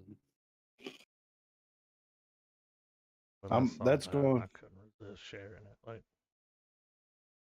I'm putting that on the list for Foreign Film February next year. yeah, definitely do it then. Yeah, yeah. All right, we're gonna go out with a banger A deleted Arkham scene. from the Batman. I actually saw a bunch of people online. Like someone took a poll on YouTube, and there was like a lot of people that didn't like it. Which is always Really? yeah. I was surprised at how many like voted that they didn't like it. Yeah. Like one thing you could vote for was like and then the other one was like didn't like it, and I was like, man, really, that many people? Like, Okay. I wish they would have left it in the movie though. Me too. It would have been a cool thing. But yeah, let's peep it. 3, 2, 1, play. Like he straight up looks like he fell into some chemicals, and it fucked him up. I like the way they shot it, man. How it's blurry the whole time. Yeah, right. That's kind of cool. And all you see is Batman.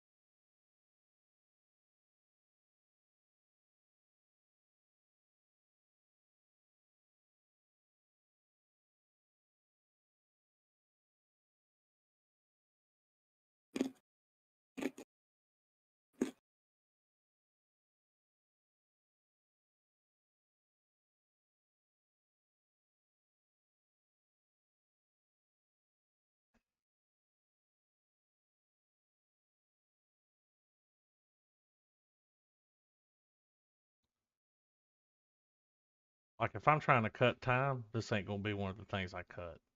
No. What's 5 more minutes? They could have played this at the end. Yeah.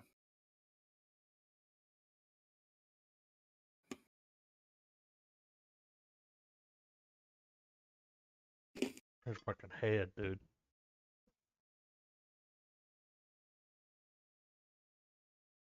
Scar tissue that I wish you Yeah, saw. I'll say.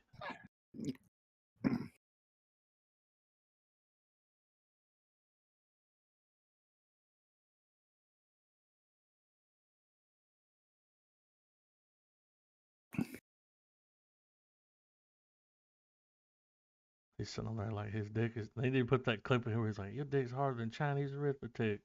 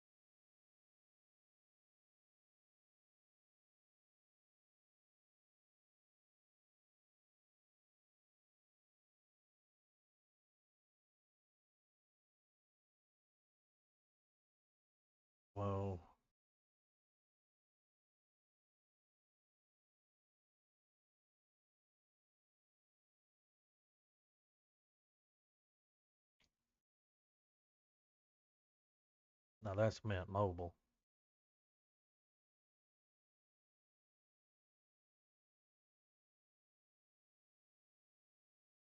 I mean, what y'all think? I liked it. I like how he looks. Yeah. I can see why they didn't leave it in there because that kind of gives away that reveal. Because he Yeah. just told him he's like you, man. He thinks he's like you. Yeah. And then maybe then possibly, you know, like with the movie making so much money, they're definitely going to make more. Yeah. They show the clip at the end. You're like, all right, there's going to be a Joker. So maybe he was like, well, let me show you what the guy's working with. I think I'm excited for. I think like a lot of these superhero movies and shows where they'll delete the interaction from like a fan favorite character or something like that. Kind of like with WandaVision, I think they left him out because if they had brought a full-on Joker moment in like that in the middle of a movie where the bad guy's the Riddler, Yeah, it would have killed it. the Riddler would have stopped mattering. Yeah. It would have been like, wait a minute, let's go back to him. Yeah. They want to upstage him. But if they would have put that in there in that 5 minutes alone, you'd have been like, God damn, dude, his mouth looks crazy. Yeah. Like,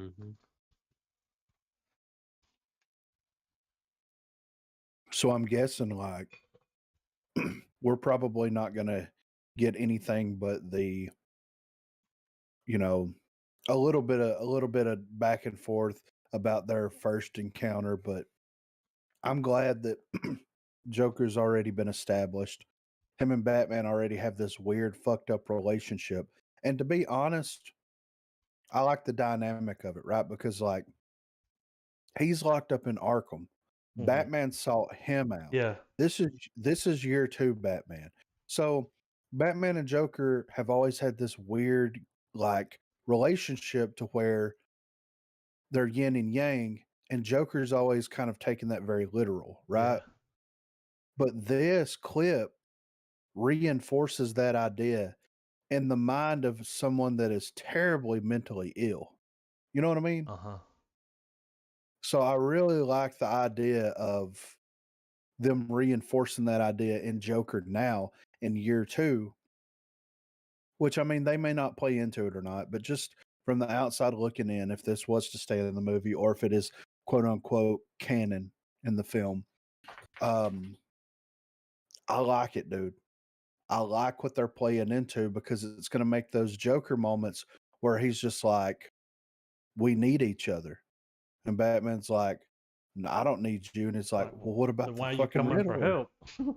Yeah, exactly. Why did you come see me all those times in Arkham? You know, like, yeah. And I mean that scene would actually, since the only people that are going to watch this scene are those who've sought it out, and I wouldn't be surprised if some like this right here is kind of either reshot or they just slap it at the beginning of the Batman 2 yeah, to kind of establish like, hey, like we were saying, Joker and Batman's history is already kind of begun.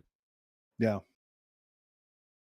But And then we didn't get much of a Joker reveal, so showing a little bit of him, get people excited about it. Like, ooh, that's what he looks like. yeah, I love the motivations, right? Yeah. And I love how casual they are interacting with one another, to an extent. Yeah, You know what I the mean? first Like, time. yeah, He's like, I you're don't. more interesting. There's just something about those Well, two actors and their portrayal. I don't know. a lot of this scene too, and I want to draw parallels to other particular scenes from two different iterations, and it's the obvious Heath Ledger interrogation scene from Yeah. Dark Knight and the Leto cameo that comes back at the end of the Yeah. Snyder Cut. Yeah, What these three scenes have in common and what makes them so good is that they show you that Joker is still, regardless of how raised the stakes were with Riddler. Joker is still the only villain that can say something and it strikes a chord with Batman like severely. Yeah. Like because Joker knows how Batman's psyche works the same way he knows how Joker works. Like the yin and yang comparison. Some of the best written moments in Batman period are the back and forth between him and Joker. Yeah. And how Joker's just this mirror image of Batman, but without the ethics and morals. Yeah. Yeah. That made me excited, man. Yeah. It's super dark. Yeah. It looked like he attempted to kind of blend some of Ledger's like Well, he did the mouth thing. The inside voice type of thing, you know. Yeah. And that would be my only complaint. Like, I'm fine with seeing a drastically different approach to Joker than just I killed a bus driver. Like like don't get me wrong, Ledger's performance is what it is, but I'm open for a new iteration of it. Yeah. Well, I mean, in their eyes, they tried that I with was fucking just thinking that, and Yeah. people hated it. Like, but that was the. Yeah. But they really didn't get enough of it. Like, well, see, they this cut all is of it out. it's one of the glaring problems that the Snyder Cut does have, and it's that all that good shit at the end, the flashes, scene, all of it, and then all of the what we'll call post credits that were, when we get the future sequence and Ben Affleck's Batman and Leto's Joker's talking, and just that one little scene, Leto's Joker is completely pulled out of the Suicide Squad, dusted off, and placed properly with the other ones like it deserves to be. Yeah. Yeah. And I guess it's because like and maybe people would chalk it up to saying, okay, well, the Joker's easy to do now because there's so much history between those two characters that every time they talk, it's Easter egg drop, Easter this, you know what I mean? Like it's Easter fucking it's Easter Sunday for them. Yeah. Because like that's what made Leto and Affleck's back and forth work so well because the dialogue and the delivery from Leto of events that have occurred off screen, those little deep dives that everyone knows, everyone that's aware of the Batman stories, and being a is it the performance or is it what's being written that's making you react? I guess that's the better question. The reach around thing and. Well, what's the whole point where he tells? Well, the point where he tells Affleck, he's like, "That's why you sent a boy to do a man's job."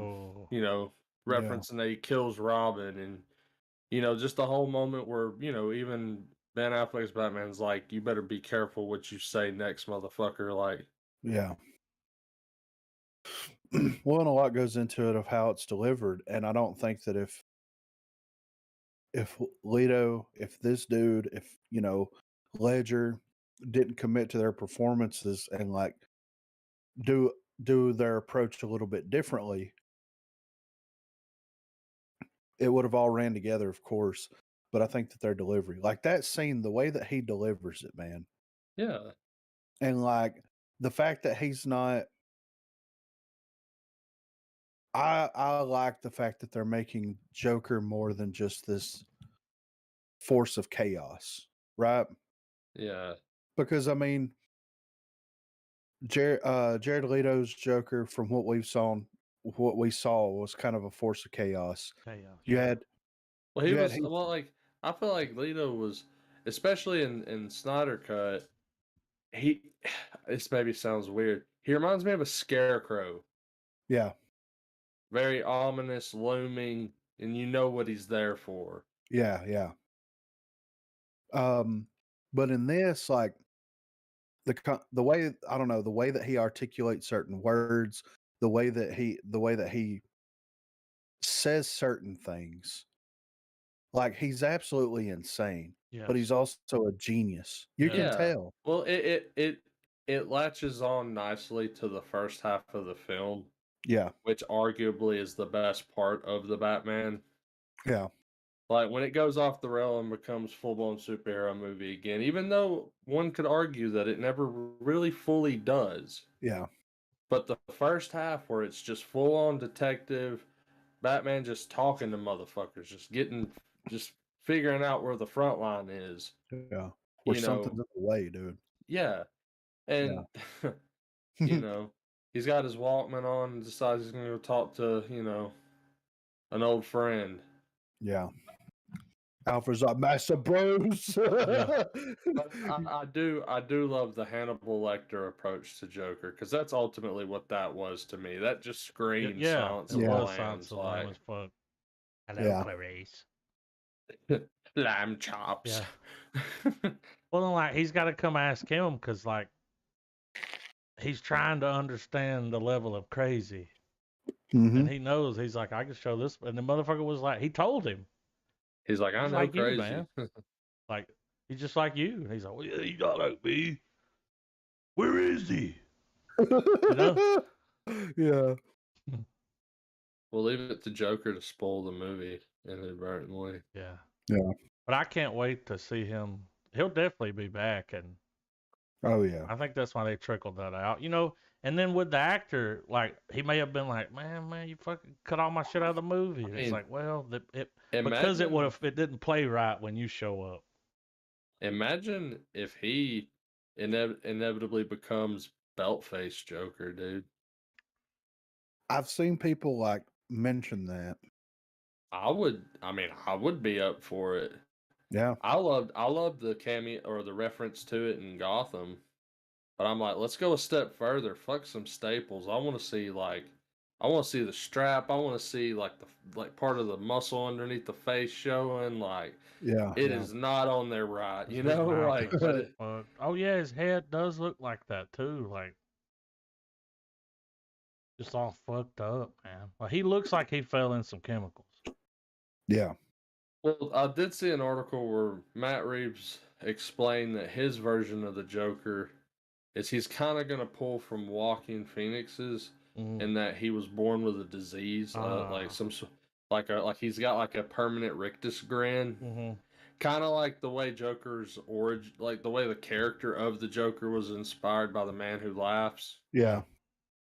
He was trying to go deep cut with it. Yeah. And he was trying to say that that he didn't necessarily have chemical burn, but that basically saying that's not a chemical burn we're seeing, but it's just years and decades of his muscles not being able to move and just getting bloated and all fucked up looking and like and no shit. telling what he's done to himself. Yeah. Oh yeah, it's crazy. Yeah, it's obviously led to insanity and probably obviously self-mutilation. His hand, yeah. And that's like top tier crazy, dude. Yeah. You start cutting on yourself and fucking when you're hacking shit off of you, yeah, you've checked out. You're out to lunch. Dude was missing most of his fucking lips and jaw, like. Yeah. Like he was picking at him. Yeah. Like, you quit picking at that. Can we get this dude some fucking Neosporin? Something. But yeah, that article's definitely out there on the interwebs. It's worth reading. It's a cool little insight that Reeves gave. Hell yeah. So next week I'm on vacation. Yeah. So we can phone it in come in the week after, possibly. Will you be that's back cool. by then? Yeah. I do have two options for movies. At least you didn't leave me with no options. Yeah. Was he on that meat? I'm so glad that you picked that up. You got options. So Bubble comes out, right? Mm-hmm. That'll be out Friday, I think. So that'll be available. And Moonfall. Well, So how I'm about we thinking, be? I'm thinking Warp Tunnel #5, man. I mean, we're gonna have the first 2 episodes of Moon Knight. ooh, go with Moonfall. We'll do a Moon. I will say this, like either one we pick, we're not going to talk about them very long because one's a comedy Yeah, and the other one is just some big, you know, yeah, we're post pandy. Like now we're gonna get our big budget end of the world movie yeah. where the moon is falling and and fucking dude from Game of Thrones, what's his name? Remember the guy that was like, oh, the baby. He was gonna go train. He was reading book. They're like, he can read. Samwise. Him. Yeah, he can read. Yeah. Well, he discovers, like when you watch the trailer, he discovers that the moon's falling, and NASA doesn't even know it. He's trying to, like, you know, the race against time to tell, but there's nothing they can do. Like it's gonna happen. Yeah, yeah. And it kind of reminds me of that Runaway Earth movie that we. I feel Yeah. like this movie would suck, but the Michael Bay film Ambulance. Yeah. I'm sure the movie story is fucking dumb, We watched the trailer. but did see some stuff where like apparently there was a lot of crazy action sequences shot with drones. Mm-hmm. So there's like a lot of crazy movements that happen that's not CG, I guess. Yeah.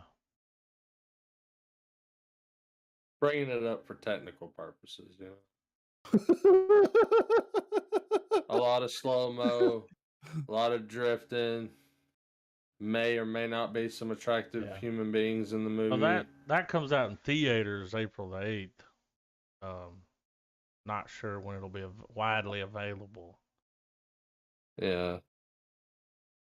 Might be though, but it is hitting theaters. It's not going to Netflix or anything like that. That's a $40 million budget. Well, I mean, I'm cool with doing a Moon. That'll give us more time to talk about Moon Knight. Yeah. We're going to do 2 episodes because we're not going to, like, dude, and I read the reviews, like it has the best, the Google reviews are the best ones. And you have people that are like, it's fucking, you know, it's a popcorn flick. Yeah. End of the world. But then there were some reviews where people was like, look, man, don't listen to these people that are shitting on this movie. Like, it's a silly goose time, you know? Yeah. I mean, when you know, it's a movie where the moon's falling. So, yeah. You know, you kind of already know what you're getting into there. I will say, Trav, I'm seeing the scores on that ambulance. They're pretty high. Especially the Rotten Tomato. Like, higher than I thought it was going to be. Yeah. Isn't Gyllenhaal in that? It's Gyllenhaal and B. We just watched the movie. Candyman, the guy that played the new Candyman. Oh, yeah. He's in it. See, he's the ambulance driver that they use. They're like, we need to borrow your ambulance to rob a bank. Okay. Because he needs money for like his wife. Remember in the trailer, it was like his wife's operation, and he's like, we can hit a lick, dude. Yeah. Hit a lick with a box. What? Apparently he was trying to do some new in the action sequences, so that's why I was like, I wouldn't mind watching it. Article where it says Michael Bay slams some of the CGI special effects in his new film. So it must have been something they did. Oh, he says some ambulance VFX shots are shit. It's like, dude, but you were in charge of that. Yeah. It is a $40 million budget, and he's not used to having that kind of, you know what I'm saying? Yeah. He's like, I need at least $100 million. And that's just for 10 days. But it's got Gyllenhaal. It'll be, you know, action. We'll be blowing stuff up. Yeah. All right. I'm cool with that. We doing Moonfall? I'm good with it. What do you think, Trey? Moon Knight? Sure. So we got 2 weeks to prepare for that, and Yeah. Moonfall's already, well, not a week, but this week and next. Moonfall's already available. Yeah. So I just hit a lick with a box. yeah. But yeah, I thought I had a Darkwing Duck trailer earlier, but it was a Rooster Teeth parody trailer. Let's get dangerous. I was watching it and I was like, this ain't real.